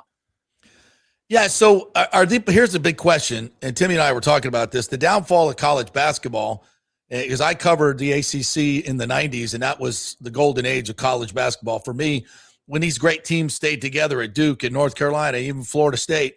But you just don't see that anymore. But now with NIL, guys are staying in college. Is there any chance that these freshmen, these super freshmen, are going to stick around and make money, or are they headed to the NBA as well? I feel like 10 years ago, like there was a 0% chance that was happening. Right. I still feel like with these guys, it's a very like they're most likely going because that money is different. But that's the thing, like you mentioned with NIL, that's a whole new opportunity for some of these players where they can come back and still make money. Because like there was conversations when Zion was at Duke and when he had that injury in the Carolina game, where I was like, oh, should he really come back? Like he's going to be the number 1 overall pick. Like he's going to make a lot more money if he just holds out and goes and just gets ready for the NBA. We saw that with James Wiseman the year after that at Memphis. Yep. I know he had a bunch of stuff going on with Penny Hardaway too, but like he was banged up and he was like, yeah, I'll just bypass it and go to the NBA. And that's where like there's its benefits and doubts with the NIL, because it can get sketchy at times, but that is the nice thing where you can potentially see some of these high level freshmen come back and still make a good amount of money. And from what I've heard about Caleb Wilson, how much he loves Carolina and like wants to build a championship, wants to win a championship there and have a legacy there. Like if any of the top 4 freshmen, that would be the one that I would think would come back. You know, I actually covered Tim Duncan his last 2 years at Wake Forest, and I was working up in the Carolinas. And you're old, man. I am very old. But one thing Tim told me was, and there was a big, whether he was going to come out or stay at Wake Forest, and he decided to stay another season at Wake Forest. And he said, I love college, and I don't want to go to the NBA. I love being on campus. You go to the NBA, you're an 18, 19, 20-year-old with a bunch of grown-ass men. And it's just different. And he said, if given the opportunity, most kids would stay in college, especially if they could make money doing it. And I think that's what we're seeing. And I think it's better for the NBA too, because so many of these guys, you mentioned Wiseman and so many others, go to the NBA and they're not ready. They're just not ready. And they get passed over. And then before you ever know, they're in the G League. Now they're in Europe. And what could have been, I mean, they could have stayed at their college and made a real impact. And now when you can make $4, $5, $6 million a year, why wouldn't you? Why wouldn't you stay in college? And I know you might make more as a bonus in the NBA, but you're going to get there eventually. So I think more will stay, and it's good for college basketball. Yeah, absolutely. Seeing some of these high level guys continue to come back, it would be awesome. It's great for the sport.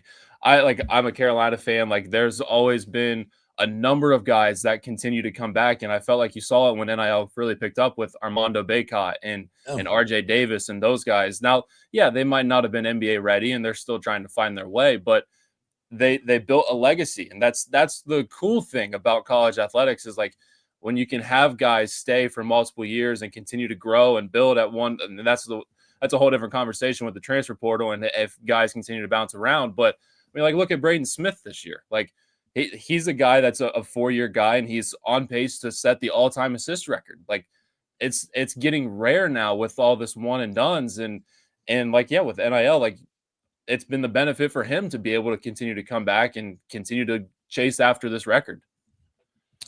Jacob Reimer joining us here, WBNS-FM 97.1, The Fan in Columbus, college basketball expert.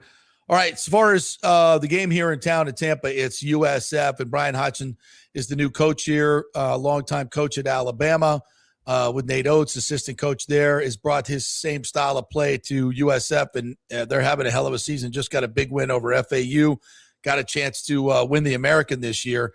What do you think about Hodgson, 37 years old? I love the vibe that he's brought here. He's a guy that you can watch, the coaches on the sideline that are entertaining. He's one of them because he gets after it big time. He gets after his players, and I love the way they play defensively. What are your thoughts on the USF program? Yeah, absolutely. It's a very fun style of basketball, and you're getting up and down, you're shooting threes. They've got a lot of shot makers on that team, and yeah, like they've got some pretty solid wins. Like you just mentioned, the FAU win. They also beat Tulsa. The two other best teams are the two other teams at the top of the American right now. They also have a win over Utah State in the non-conference, which is big because they're one of the favorites to win the Mountain West, a team that I really like a lot. So like, yeah, these wins are looking really nice for Legit. them and can continue to grow on that as we get closer to March. And yeah, they're likely going to have to run the table and win the American. And I feel like they have a great shot at doing that with the style of play that they have. Yeah. By the way, USF at Tulane tomorrow night, 9:00. It's ESPNU. You can watch it there. Isaiah Nelson, their big guy on the front court, was the player of the week this week for the Americans. So very exciting team to go watch. Your thoughts on the Gators ranked? Where are they at the new poll? I think I saw them at 19. The defending national champions. Do they have a run in them 19. to make it back? Yeah, they had that slow start, which was very interesting with them, with what was coming in from the offseason. Like everybody loved them as a chance to go back to back like they did in 2006 and 2007. And I still really like their roster build. I said in December after they lost to UConn that they're still going to win the SEC. Like the SEC is that wide open, and that was a game that kind of springboarded Xavier Lee's play. Apparently, all it took was a haircut from Boogie Flan to really turn him on. And they've looked awesome as of late. Picked up some really good wins, and they're top 10 in KenPom and defensive efficiency. That's the thing, is like they're really solid defensively, and it's that front court again. They're leading the country in rebounding. Like it's an elite group that they're able to rotate in with Thomas Houck, and I know he's transitioned more to the wing, but like for how versatile he is with his size, that's a problem for opposing teams to have that on the outside. And then Alex Condon, Ruben Shinyulu has been awesome for them on this stretch. So I really like that. If Xavier Lee and Boogie Flan can continue to play well, because that's going to be their downfall. If they resort back to how they were at the start of the year, that's what's going to get them. But they're playing at a high level right now, and I think there's a lot of confidence with this Florida team to where they can definitely go on a run and get a top 4 seed in the tournament and have a shot at going back to back.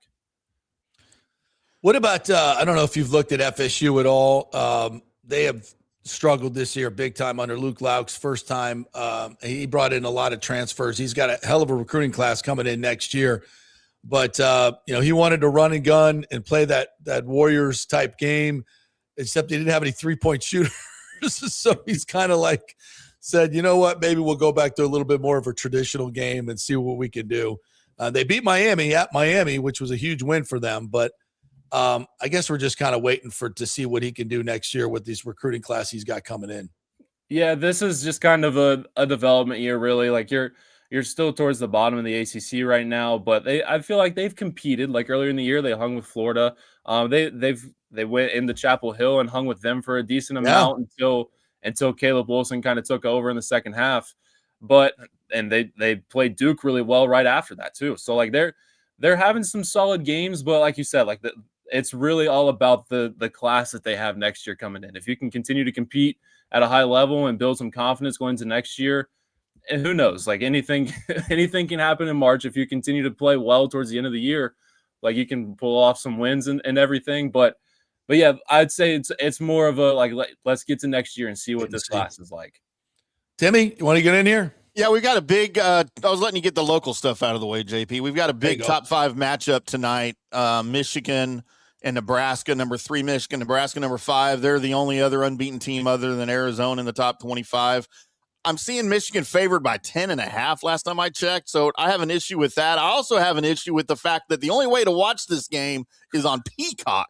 What in the hell are we doing in college basketball when we have a top 25 matchup in late January and it's only available on pay-per-view for the most part? What are you looking at for this game, Jacob? I think that was a thing set in the preseason, because I think like Big Ten games get so many games on Peacock, and I'm just like, come on, we can see how both these teams are trending. Like we can't find another game for these two to have on Peacock. Like this needs to be on a nationally televised stage for everybody to see, because this game's going to be awesome. Like you mentioned, the spread, it's a double-digit spread for a top 5 matchup, which is crazy to see this late in the season.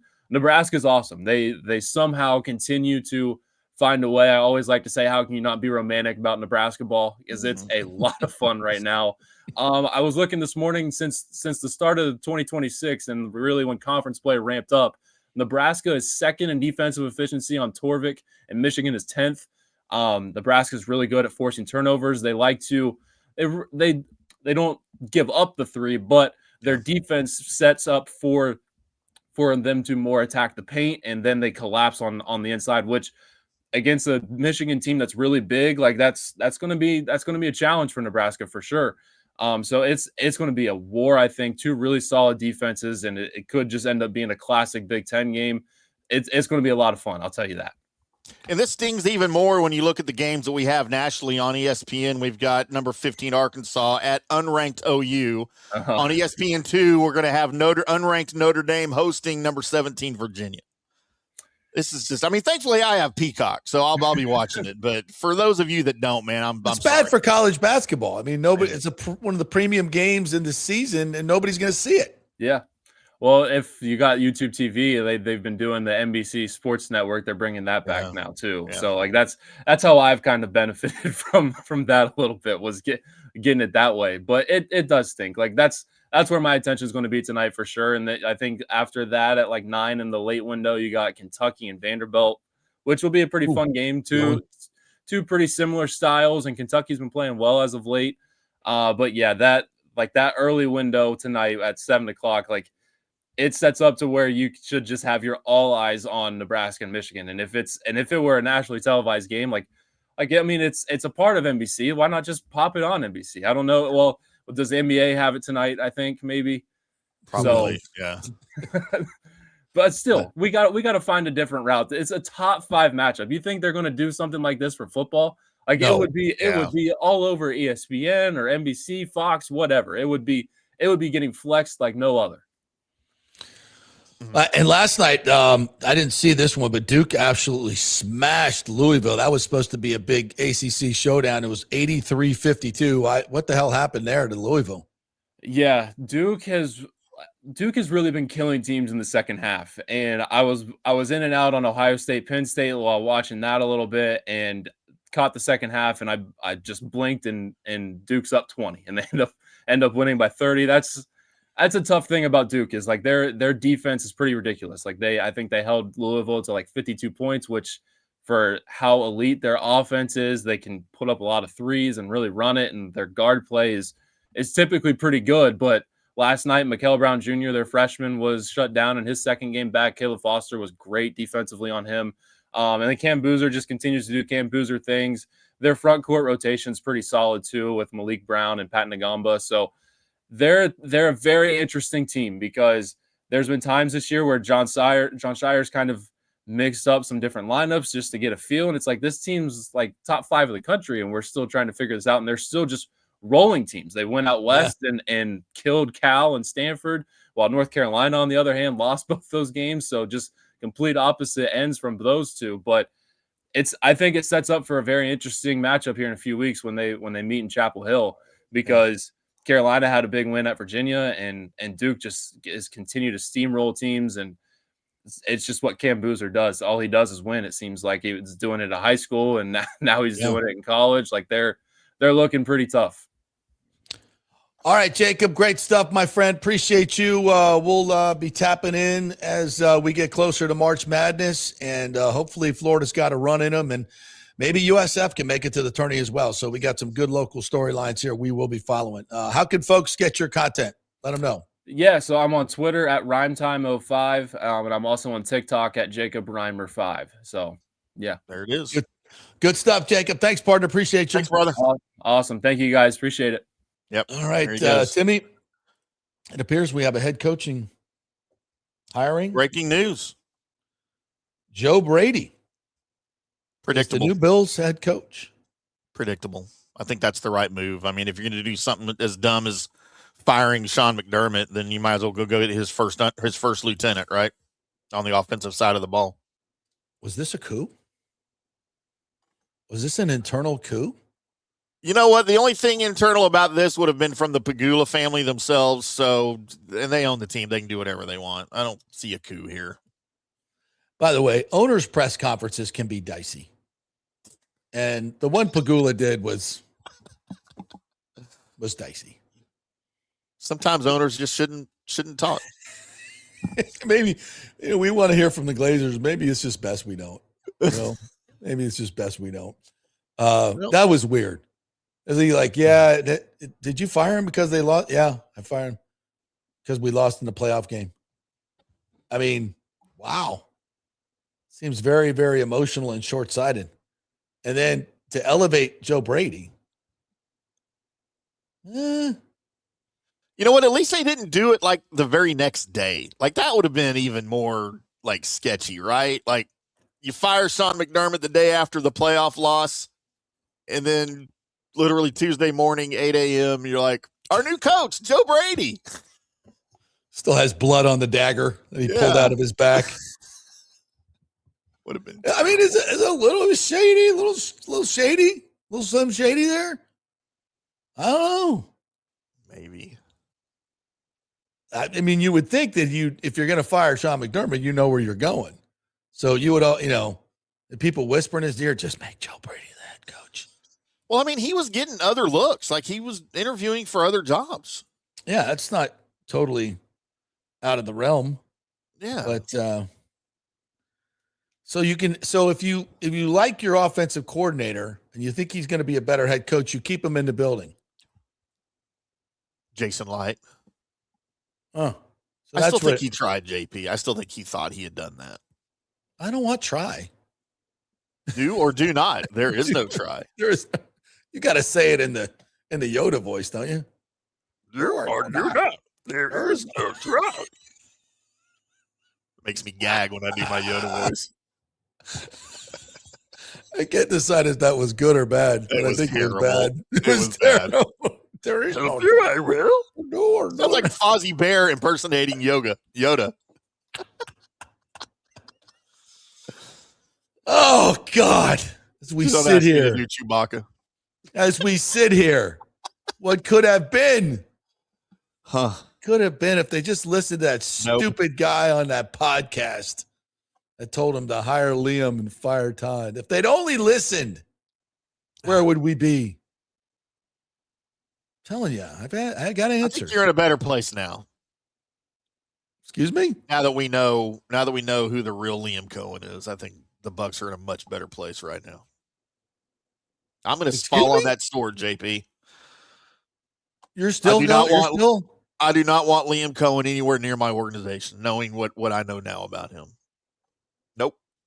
I guarantee you, this is a flash in the pan. This is not sustainable. Just wait. Just wait. In 5 years, when Liam Cohen's begging to be somebody's quarterback coach somewhere because he's burned every bridge in the league and he's got no Super Bowls, no nothing to speak of. Well, the chances are that he's not going to win a Super Bowl because only one team wins a year. Chances are. But ask any Buccaneer fan, would they rather have Todd Bowles or Liam Cohen right now leading their team? And what would Liam Cohen have done in Tampa? That's the thing. This is what I thought was a better roster than the Jags have. But well, the big question is, who would Liam Cohen have hired as his defensive coordinator? That's the someone better than Todd Bowles. You'd like to think. Yeah. Given the numbers and the complexity of this defense and the scheme, but he's going to change it. So, Chris Garrido says signing your young talented coordinator because you're afraid someone else is going to get him is akin to the Bucs hiring Raheem. Oh, you're talking about back in the day? Back in the day, yeah.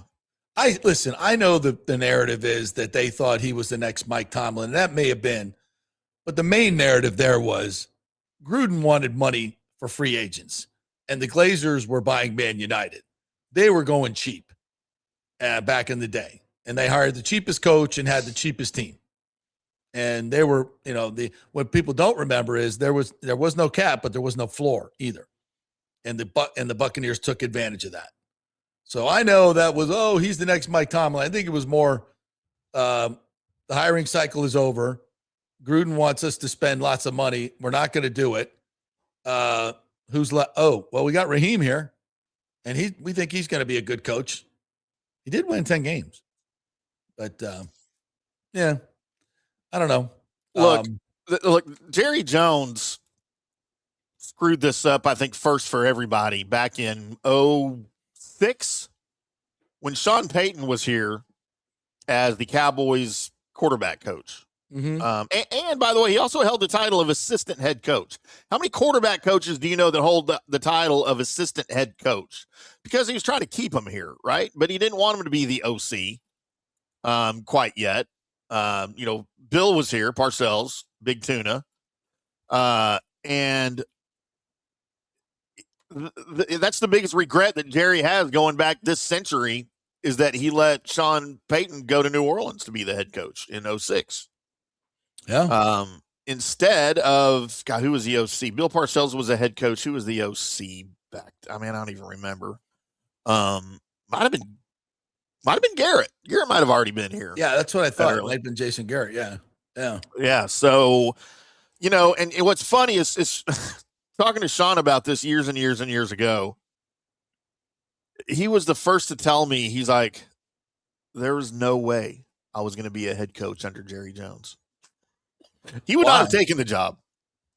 Oh, he didn't want to work with Jerry. He didn't want to be a head coach under Jerry because Jerry controls the team. Right. So, and that's the gripe of everybody, that Jerry's the coach, right? And that's not so much the case anymore because he's 180 years old. But back then, that was in the height of Jerry running the team. But it's funny. Not everybody knows that story, that Sean was like, there's no way I was going to be a head coach of the Cowboys. Yeah. So he knew that he needed roster control to be able to, implement his system. And I know a lot of coaches want that. I think it's better being a divided system, because I do too. Coaches not every coach can do that, even though they think they can. Not all of them can. Yeah, I agree. It's better when you work with somebody that is good and you trust each other, and you have two strengths. Because I think it's impossible to do both. I mean, coaches need to have influence, obviously, on the type of players that you're going to get. But I think it needs to be a separation of powers there when it works the best. No question. So, Joe Brady becomes the Buffalo head coach. I mean, what was left out there probably wasn't great. And then you have the continuity of your offense. You just got to go find a defense coordinator now. Right. And if you're looking at Josh Allen, who I've always had him as a top 5 quarterback. I think you're an idiot if you don't have him at least in your top 5. But you cannot argue his lack of success in the postseason. And this year specifically, he did not play like a top 5, top 10, or top half quarterback, I think, in the postseason. Very loose with the football. Very loose with the football. He looked uncomfortable at times, and I don't know if they've changed anything in the offense this year or what. But if you think that this offense is what's best for Josh Allen, then don't go change it, right? You don't want to go get a new head coach and then change your OC, and he's got to learn a whole new system. I know he's not old or anything, but how old is he? I don't know how old he is.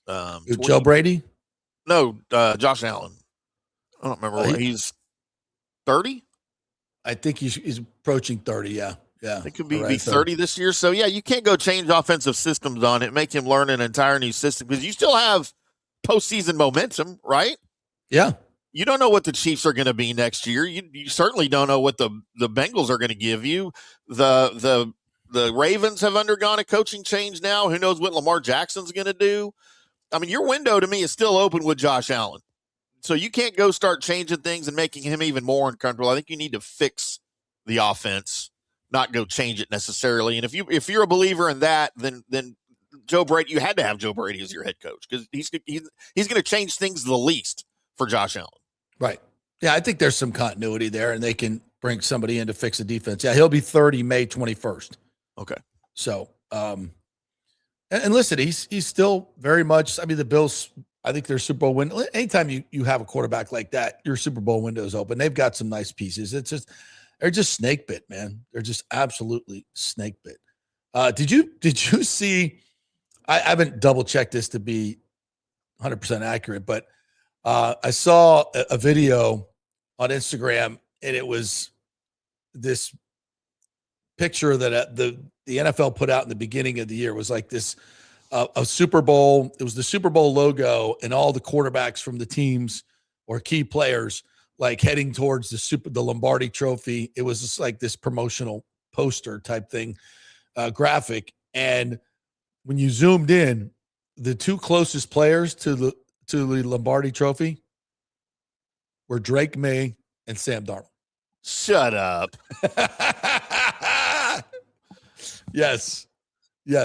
For you script writing conspiracy theories people. I haven't checked it. I saw it. Now I don't know if they put this, just made it this week and it's an AI video and it's all bullshit, but it was interesting. It was definitely interesting. I gotta find this now. I have not double checked to see if that's completely accurate, but yeah, because that's like, are you kidding me?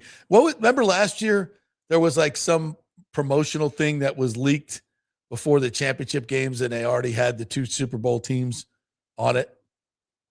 Yeah, like the big thing is the color of the logo every year. Like supposedly the color of the logo tells you who's going to play. Well, Joel says the picture's legit. He says the picture's legit. Yeah, it was tweeted by the NFL account on September 3rd. Oh, I see it. Yeah, hang on. I'll throw it up here real quick. I mean, you're not wrong. That's bizarre. That's completely. I mean, both these teams were 60-1. Okay, but look. Okay, I'm looking here. Let me throw it up here because I'm going to do well here. I'm not even going to throw up the whole thing. I'm going to zoom in on the front of it there because it's kind of far here in the background. But there are other quarterbacks that are like they're right with them, including Baker Mayfield is in the front row of this thing. Is he closest?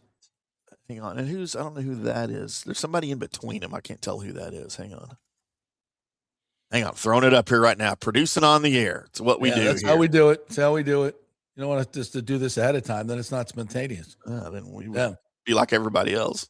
Yeah, exactly.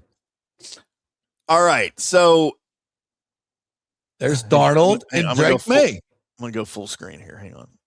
Yeah, I guess you could say that Baker's also in the front row, right? But he's not closest to the trophy. But although I would say Neighbors is probably closer to the trophy. Yeah, that's Neighbor. Okay, I was thinking quarterbacks. And you got Travis Hunter over there on Baker Mayfield's other side. But, I mean, there is something. Yeah, Darnold and May are right there to the left. The front of the line. That's pretty funny, man. And look who's in the back. Tua, DJ Watt, Bijan. Yeah. Daniels. See, Nakua's way back there, though. Yeah, well, he's not going to the Super Bowl. Not going we to the already Super Bowl, wrote him out, bro. That's great. But Darnold and Drake May right there in front.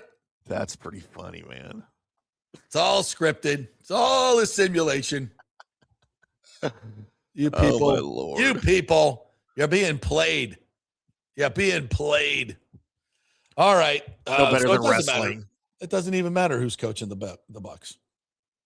It's already been decided. Because it's not scripted for them to win anyway. Well, maybe next year they'll script writers will get together and go, ooh, I like this. Nobody's thinking of everybody hates Todd Bowles. Let's make him the champion. Yeah. Well, and you know what? Look what the league just rewarded Sam Darnold with, right? A Super Bowl, right? For the script writers. They said, man, Sam Darnold, you've been through the ringer in your career. We owe you a Super Bowl appearance. If that's the case, tell me how Baker Mayfield is not owed a Super Bowl appearance. Yeah, we're next. Yeah. There you go. I mean, if we're doing script writing, Josh Allen would have been a much better story. Right? No, but he's only 30. I think he's going to be he is the John Elway of this era. Oh, okay. He's got to be 36, 37, 38 before he wins one, and then they'll give him 2. They'll give him back-to-back shoot like they did John Elway. Right. And it could be with a different team. Could be. You never know. John Elway beat his longtime coach in the first one, or the first or second. I can't remember which one they beat the Falcons in when Dan Reeves was their head coach. Maybe they'll do the same thing. Maybe McDermott's going to be coaching whoever, and then Allen beats McDermott's new team in the Super Bowl. I don't know. Hey, maybe I should be a scriptwriter. We've got lots of options for sure. All right. Thank you guys for jumping here. Don't forget to like and subscribe on our YouTube channel. We're trying to get to 2,000 subscribers. So if you have not, please just go to YouTube real quick and like and subscribe there. FanStream. And by the way, hack into your friends' Gmail accounts, hack into your mom's Gmail account, and then go like the page under their account as well and subscribe. Yes, hack away. Have a great day, everybody. We'll see you tomorrow.